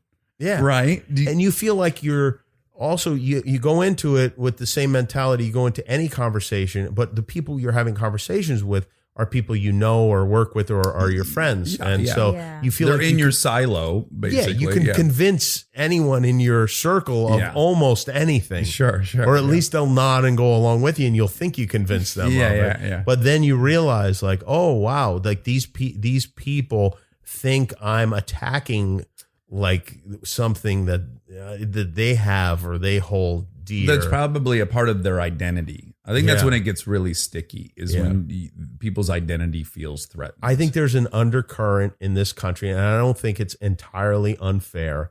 I think there's a group of people who think there's another group of people getting something for free. They're not working for it. They're not earning it. And in fact, you could even take it to another level, and you could say like it's hurting them. The fact that they're getting services or whatever, or welfare, or whatever you want to call it, whatever, that when they get that disincentivizes them to work or to think about the future. Blah blah blah. It's going to hurt them. And I think that there's truth to that, but I think that a lot of liberals will say that's not happening at all, or it's happening in a tiny bit. And then conservatives will say that's happening all the time and in a huge way. And it's probably somewhere between those two things. Well, and I think you and I are both naive in a way that I think we both actually think we're way more centrist than our friends are out here. Yes, absolutely. So I make the mistake quite often is I actually do think I understand more the other point of view, because I feel like I'm more centrist than, say, my wife or a lot of her girlfriends. And so I go, oh, no, I get them. And then I make a statement and then I realize, oh, no, I don't get them as much as I think. And then it's funny, though, how you get cast because people know you talking about this or that, whatever. Well, you know, when I started realizing this must really be happening to you a lot is that I have now been doing your show for 13 years. And every time I've been on, I promote that. I'll tweet about it. Right. And now I will tweet about it and I'll get a handful of people that like launch into some crazy thing. And I think, oh, well, shit, he must be getting that daily if I just tweeted this. I'm a fucking guest on the show. I'm not endorsing Kimmel, even though I would. now I'm under attack. And then there were signs around LA, right? You posted a picture of you flipping one off. Yeah. That had to be a surprise, right? That someone would take the time to put up signs of you. Yeah. Signs of a picture of me crying, and I forget what it said. And it's some conservative street artist who uses the fonts available on Microsoft Word. That's the kind of artist You're right. we're dealing with. The level of artistic. Yeah, ability. he's a real artist. He thinks of himself as like Banksy, but but and then I get, of course, because I love you and you're my friend, I get this really protective streak, and I'm like, well, that says everything about those motherfuckers. That would be an insult to be emotional. Like that to me tells you everything about like that it's that simple, like that a man doesn't do that. And then I get really pissed and the whole thing aggravates me. It's not even happening to me. But I'm wondering, because when I'm doing the calculus, right, and I'm not in your position where I have to do a monologue every night, but do you say to yourself sometimes, I catch myself, I'm about to do something and I go, you know what? That's actually someone else's job. That's Bill Maher's job, or that's Sam Harris's job, or do you know what I'm saying? Like, there are people who that's what they do. And I've sometimes, probably post-election, I've pulled back a bit and thought it'd be one thing if my voice was needed, but my voice isn't needed. Like I totally get that. I do. And there are times where someone else, whether it be a television host or whether it be somebody who's written something, who says what I would say. Yeah. And if that happens, I don't say it because I feel like, okay, good. Person covered that and took care of it. Yeah. But like at the time with Billy and the healthcare, I didn't feel like anybody was saying it. They weren't. No. And you had a really unique opportunity to make that a personal topic. And I think it's awesome that you did. And then for Kristen and I, when we were super vocal about gay marriage, there wasn't a ton of actors out there. There wasn't a hashtag for it. There was, and I was like, oh, I believe in this and I'm willing to get these tweets or whatever. But a lot of stuff now, I feel like there's so many voices. President on that Obama side. didn't support gay marriage until his totally. second term. Yeah, we were hosting rallies in New York and he was saying he would not just being quiet about it, but saying, no, he won't. That wasn't that long. It was 5 minutes ago.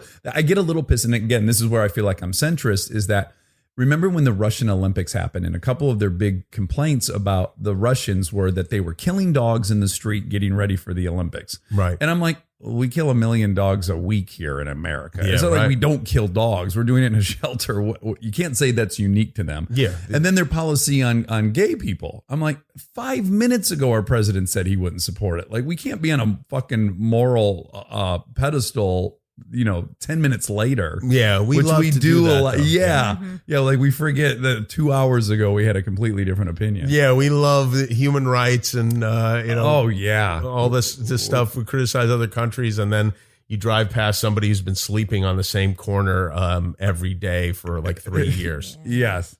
And then so my final question I had for you is that so Kristen just hosted the TCAs. And that was she hosted the SAG Awards. Oh, My yeah, God. I'm sorry. Oh boy. Yeah. So she hosted an acronym. Okay. Yeah. She hosted the SAG Awards. And when she got asked to do that in November, this seemed like a very fun thing to do. Right. Yeah. Right.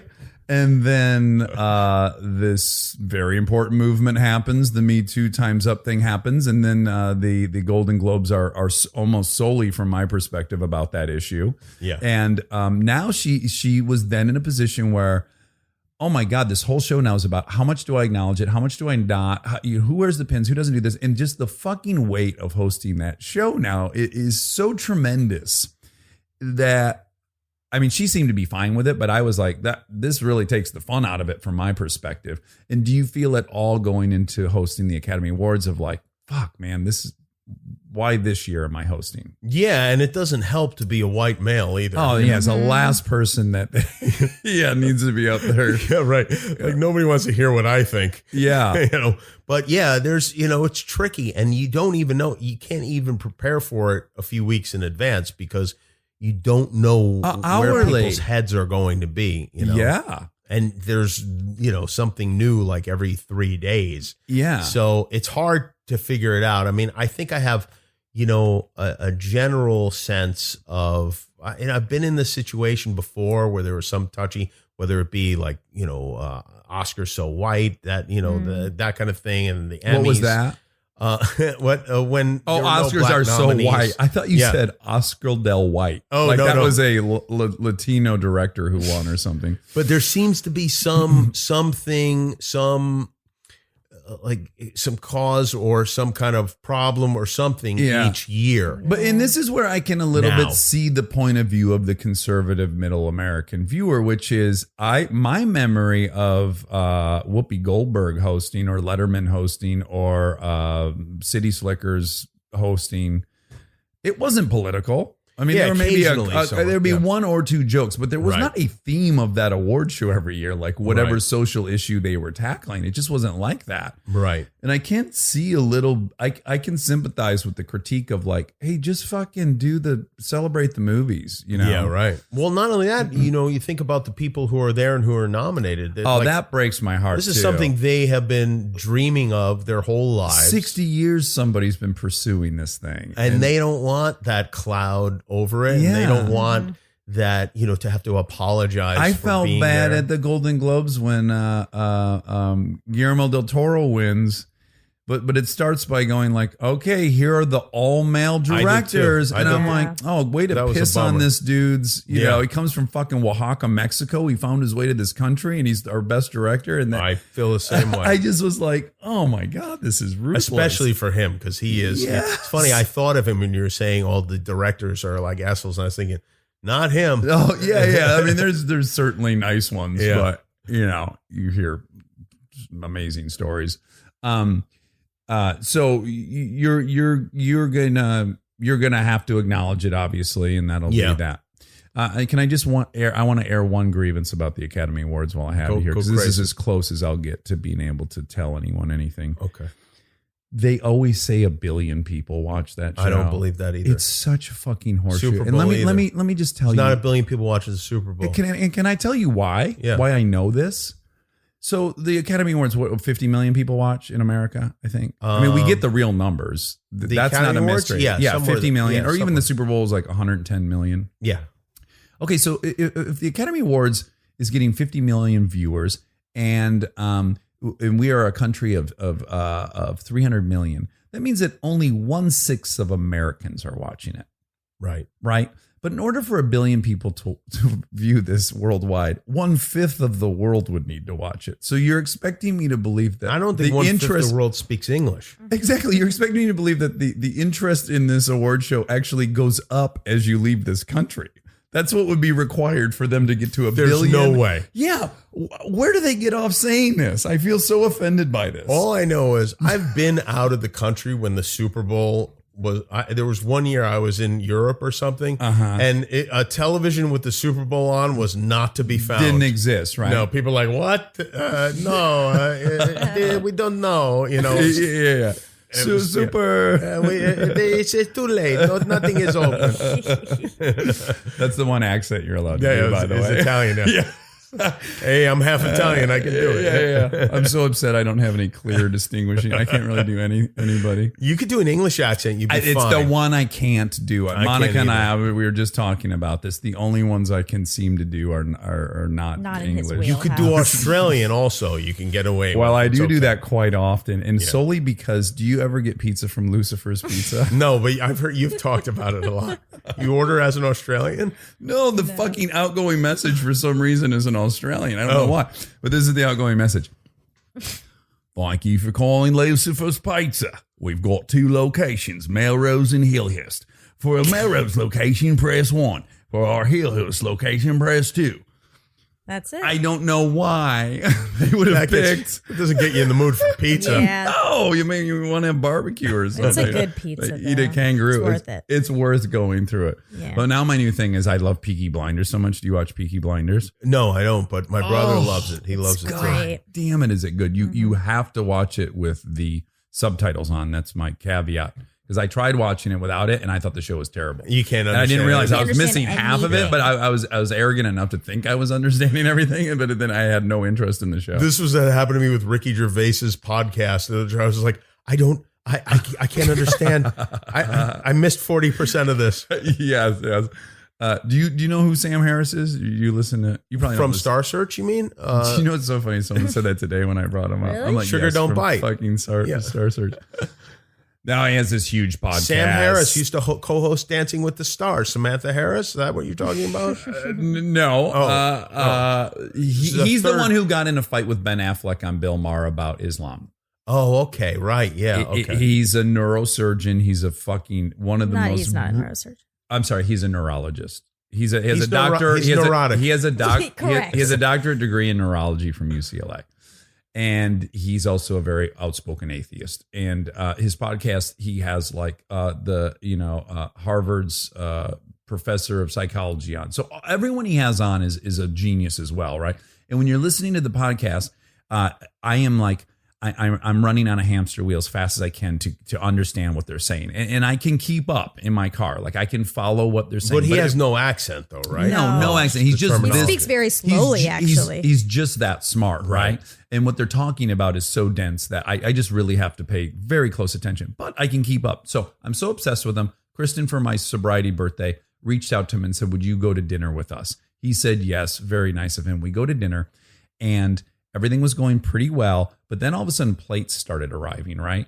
And then they wanted to know if I wanted a refill on my soda, and he was mid conversation, and I lost him. I completely fucking lost him. He must have spoke for 12 minutes where I didn't know a thing he was saying because he's so smart, and in a real life setting with distractions, I just couldn't keep up. And I just found myself like nodding and everything. And at the end, I was hoping like was that the conclusion? And I was like, that's a tremendous point. But I completely for 12 minutes didn't understand a word he was saying. I do that every single night with the guests as we talk in between the commercials and the band's playing so loud I can't hear anything. And I know we have a finite amount of time and I can't go, what? And, so I just nod and go, oh, and we're back. I speak really loud to you though on the break. Well, I you feel and we I don't know what have you're that. saying. But there's some people that are older. There's some people, Sure. aren't quite as assertive. Yeah.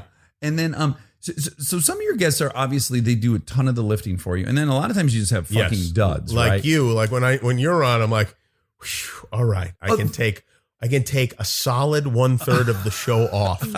I'm so glad to hear you say that because I've in an egotistical way I've thought maybe that was the case, but I that's would have true. never had the balls to ask you that. But I wanted to. I was hoping I made it easy for you. That's really Yes, all. But definitely. but because I'm a neurotic, I'll leave and I'll go. Fuck, was I doing him a favor or did I just steamroll him for 8 minutes? we like that's what we like. Okay, good. And I speak for all of us when I say that. Okay, great. All hosts. All hosts, yes. But do you try to control that in any manner? Like if you know you're going to have 2 guests that evening, do you go, no, guys, that's 2 duds in a row. I got to have. I wish that I was able to, I'm not really involved in the booking process and the pairings. You get what you get. So yeah, you kind of get what you get. Yeah, it's whatever the special soup is of the day. You're exactly. there. Okay. Well, from the bottom of my heart, I know how fucking busy you are, and you have 2 it was little a lot kids of like fun. I do, and I appreciate so much. Can that I you're go taking- pee on your land? Is it because I really have to go and I know there's no door on the bathroom? You can pee You may. anywhere you want on this property. Thank you very much. Correct. And we'll just take a couple stills while you're doing it. Yeah, that'd be fun. For the Okay. website. I love you. You've been a great friend of mine, and you've always been really generous. Thanks. This is fun. I'll come back if you'll have Okay, me. yeah. Well, what will be fun for you is you'll be able to kind of monitor the progress Exactly. of rebuilding this dump I we know. have. Get a coffee machine in here. We can really have fun.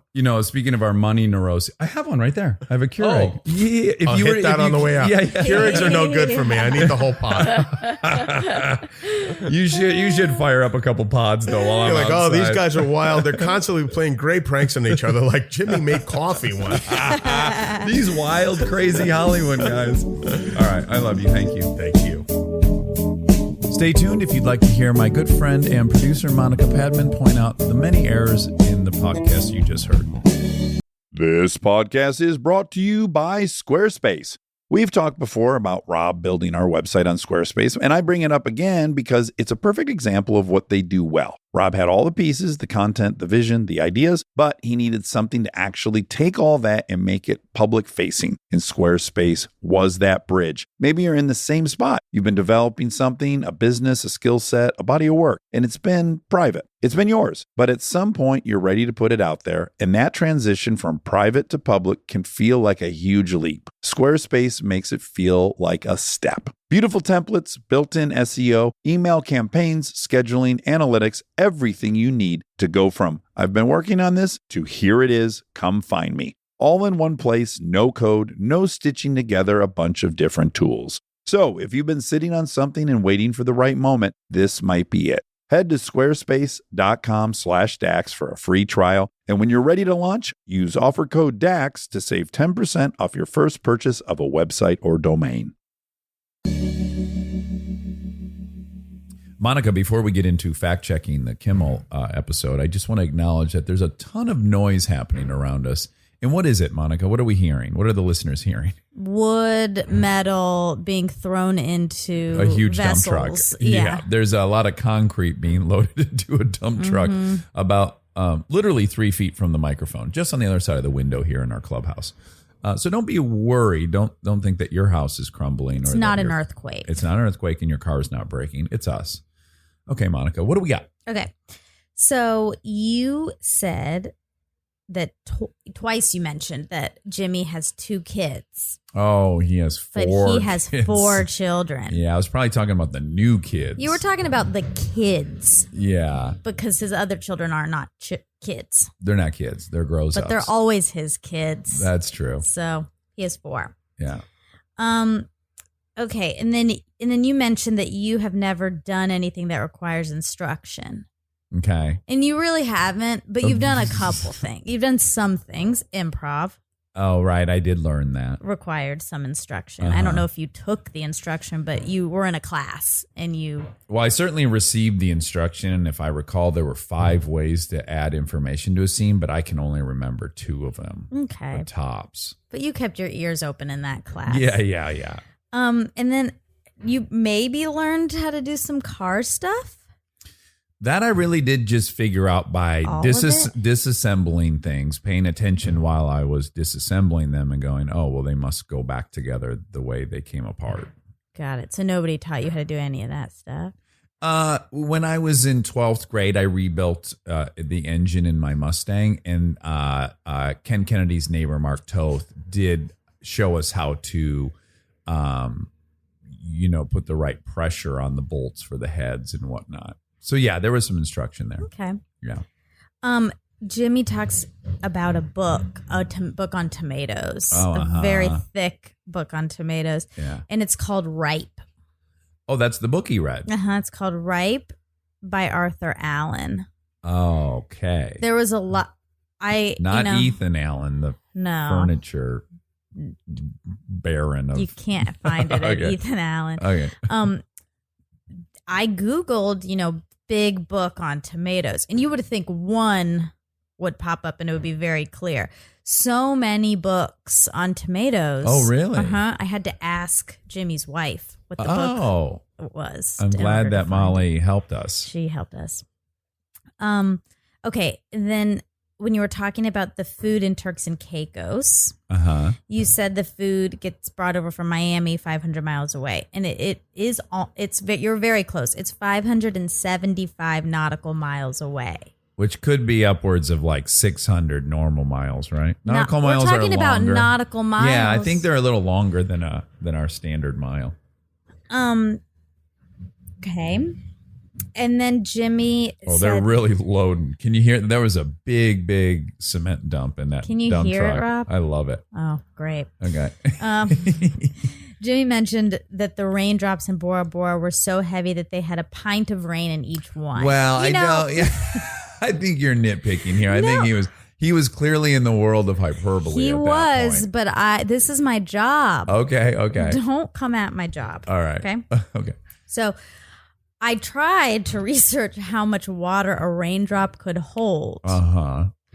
And I couldn't find anything. Yeah. How would anyone know? I don't know. There are scientists who do all kinds of things. I don't know. Sure. But I was able to find out how much rain a cloud can hold. Oh, okay. Let's hear that. So scientists estimate that 1 inch of rain falling over an area of 1 square mile. Okay. That's a big area. Well, yeah, is equal to 17.4 million gallons of water. Holy smokes. Isn't that crazy? That's a lot of water. And it would weigh 143 million pounds. 140. Oh, okay. All right.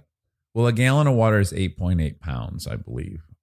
So if we do keep doing, I know I like to bury you under more claims. Okay. I believe it. Me too, because I looked it up and it's real. Yeah. Jimmy was saying that he didn't know how close or how far he was from Japan when he was in Bora Bora. He was like, I have no idea where I am in context to other places. And Bora Bora is 5,831 miles from Japan. Basically 10 times the distance from Miami to Turks and Caicos. Yeah, exactly. Well, that's nautical miles, and this is regular miles. Oh, okay. So but still in the ballpark of 10 times the distance. Wonder how the vegetables taste there. Well, actually, I know. Yeah, but maybe they're not coming from Japan. I doubt they're coming from Japan. I just conflated two different topics.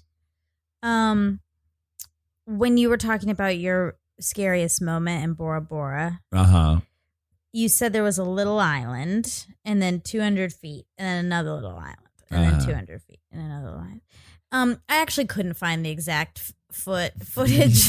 That's in between. I really looked hard. I had a really busy week last week, so you did. So some of this, you had a very good week. I had a good week and a busy week. So my research had to stop at some point. Absolutely.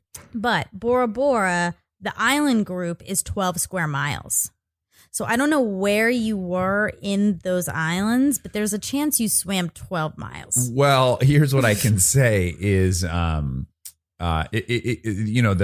little chain of islands does make pretty much a circle if you look like at an overhead of it.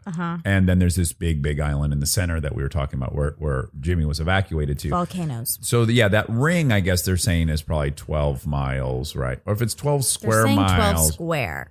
Well, that's a little confusing. It looked more like, it didn't look like a circle to me. It didn't? When I looked on the map. Well, okay. It does completely surround that center island. And it's all shallow in there where it's the area that's surrounding. But let's just say, what I will say is that from where our hotel was to where they were filming on this barge was about half of the ring of the archipelago. Okay. Yeah. So I might go so far as to say that I did travel 6 miles. 6 miles. Yeah. Wow. That's cool. The French restaurant. 6 miles while being chased by dogs feels like 100 miles. Yeah. I'd be scared. I'd probably give up. The French restaurant is maybe called, because I found a few. Let's see if it rings a bell. Is it La Villa Mahana? Don't know. Or Lagoon? I don't feel like it'd be Lagoon because it was up high. Lagoon is by Jean Georges. So that's a fancy restaurant. Okay. None of those ring a bell. The only thing I can tell you is that it was a way away from shore. It was uphill a bit. Well, I really wanted to find out because people will want to know that in case they go. Yeah. So, and who knows? We were there 8 years ago, maybe. Oh, it was Obama was elected the first time while we were there, so 2008. So that's 10 years ago. So who knows? There might be a proliferation of French restaurants on that main island at this point. Yeah, and they're all good. Yeah, they're all 5 stars. Okay, so the article Jimmy wrote about his experience in he wrote a Huffington Post piece. Yeah, it was in Huffington Post. Okay. And it's called A Dramatic Story at the End of Which Nothing Happens. Oh, what which is so funny. What a great title. But it still exists on the interweb, and you can find it and read it. Did you read it, or did you just find it? I just found it. Okay, that's but I want to read it. You had a busy week. I had a really busy week. I'm going to go back and read it. Okay. I promise. It's really well written. I bet. The title alone is perfect. Yeah. So you referenced generally, you said a Roland movie. Oh, Roland Emmerich. Yeah. Yeah. I just wanted to clarify that. And he directed Independence Day, The Patriot, Godzilla. What was The Day After Tomorrow. There we go. Day After Tomorrow is the one about the crazy weather, right? I think so. Yeah, there's like a tidal wave comes through Manhattan or something. I haven't seen it, so I don't know. Sorry, Roland. Sorry. I think he's German, right? Yeah, he's I would probably guess. not listening. We don't know. We don't know. We'll find out. Wie geht's? We Wann hast du dein Geburtstag? you reference Robert Downey Jr. on Sam Jones' show, and I just wanted to give Sam a little shout out. That's called Off Camera with Sam Jones. Yep. And it's an interview show on DirecTV's Audience Network, and it's a podcast as well. Oh, I didn't realize that. Mm-hmm. And then you said every single director working is an asshole. Were you able to substantiate that claim? I just wrote not true. Okay, not true. It's just not true. Okay, no. There's Ron Howard's a beautiful I've worked with man. some that are nice. Yeah, almost everyone I've worked with has been really nice. You'd put me in that category, though, right? You worked I with put me you in as medium. Okay, medium. I'm just kidding. Of course you're nice. You said if nightly 25 million people tuned into Jimmy's show, yeah, it would be Modern Family times 3. Yeah. Okay.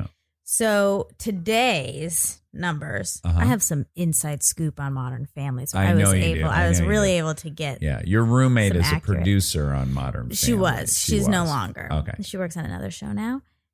And my old roommate also was the writer's assistant on Modern Family. Okay. Okay, sorry. So today's numbers, Modern Family has about 6 million viewers an episode. Okay. So it'd be I about underestimated. 18. Yeah. But at its height, it had about 12 million viewers an episode. Okay. But let me just point out, too, that I was saying he's getting 25 million a night, right? So 5 nights a week. So 125 million views per week. Yeah. Whereas there's only one Modern true. Family episode on per week. That's true. Is So that what you were saying? I was, yeah. So he'd be making $1 billion. If you can bring in 25 million viewers a night, each night they're quantifying that. Yeah. So but it's kind of, he'd be a billionaire. Yeah, he would be. But it wouldn't be, those numbers don't equate to Modern Family times 3. Oh, you're right. And then, okay, you said we kill 1 million dogs a week in America. Oh, geez, that's not true. And we roughly killed 2.6 million dogs and cats. So that's more than just dogs in U.S. shelters annually.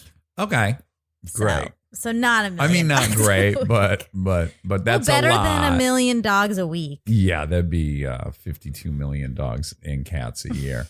But suffice to say, I don't believe that they killed more than 2.4 million dogs to prepare for the Olympics in Russia. That was my overall point, is that we were so judgmental of them killing dogs. Right. Again, I don't want anyone to kill dogs, but we do kill dogs here. We do. Quite 2.6 million a year. Well, that's including cats. And I don't want to offend cat lovers, but I do hope there's, well, no, I don't hope anything. What do you hope? I really want to know. I just hope that the ratio favors the dogs and that combined. Me too. Which I shouldn't say. I'm sorry, cat lovers. I'm really sorry. But I do not like I really am drawn to fellow pack animals. You know, we speak the same hierarchical language. I'm scared that we alienated a lot of cat lovers, but I also need to be true. We need to be true to ourselves. That's right. You got to, you're nothing if not honest. Mm-hmm. You said Guillermo del Toro is from Oaxaca, Mexico, and he's from Guadalajara. Guadalajara. Okay. Yeah. Did he go to film school in Oaxaca? I stopped at the fact. I could be partially right in that I think they all met in film school in Oaxaca, but it doesn't. Maybe. Yeah. But he's not from there. No. That's sexy, Guadalajara. I like that. It's got a sound. Yeah. Yeah. They say, okay, so you're upset because they say 1 billion people watch the Academy Awards. Mm-hmm. And then you said 50 million people watch the Academy Awards in America, and we're a country of 300 million. So 1/6 of Americans are watching it, which means you said a lot of stuff about the Academy Awards. Yeah. So the Hollywood Reporter did some investigation on this as well in 2015, the billion viewer figure. And that statistic appeared in 1985 and then just keeps getting cited. Uh-huh. But they say the more accurate figure is several hundred million. It's still a lot. Several hundred. I still don't buy that. No, they broke it down by country, and I wrote a lot of them, but they had a lot more. Okay. But they had 37.3 million in the United States. Okay. So even less than I was. Less I was than. being gracious. You were. Yeah. Less. And then 5.5 million in Canada. That's the next biggest. Oh, this will never add no, up but to it hundreds does. of millions. There's so many countries, Dax. There's so 270 many. countries or something. Latin America, 5.45 million. India, they love it. 4.5 million. Mexico, 3.8. Middle East, 2.2. UK, 1.08. I'm sorry, There's this a ton does more. not add up. Several hundred million. I still think it's bullshit. I mean, I respect your fact checking, but I also I continue to call bullshit on this. Why?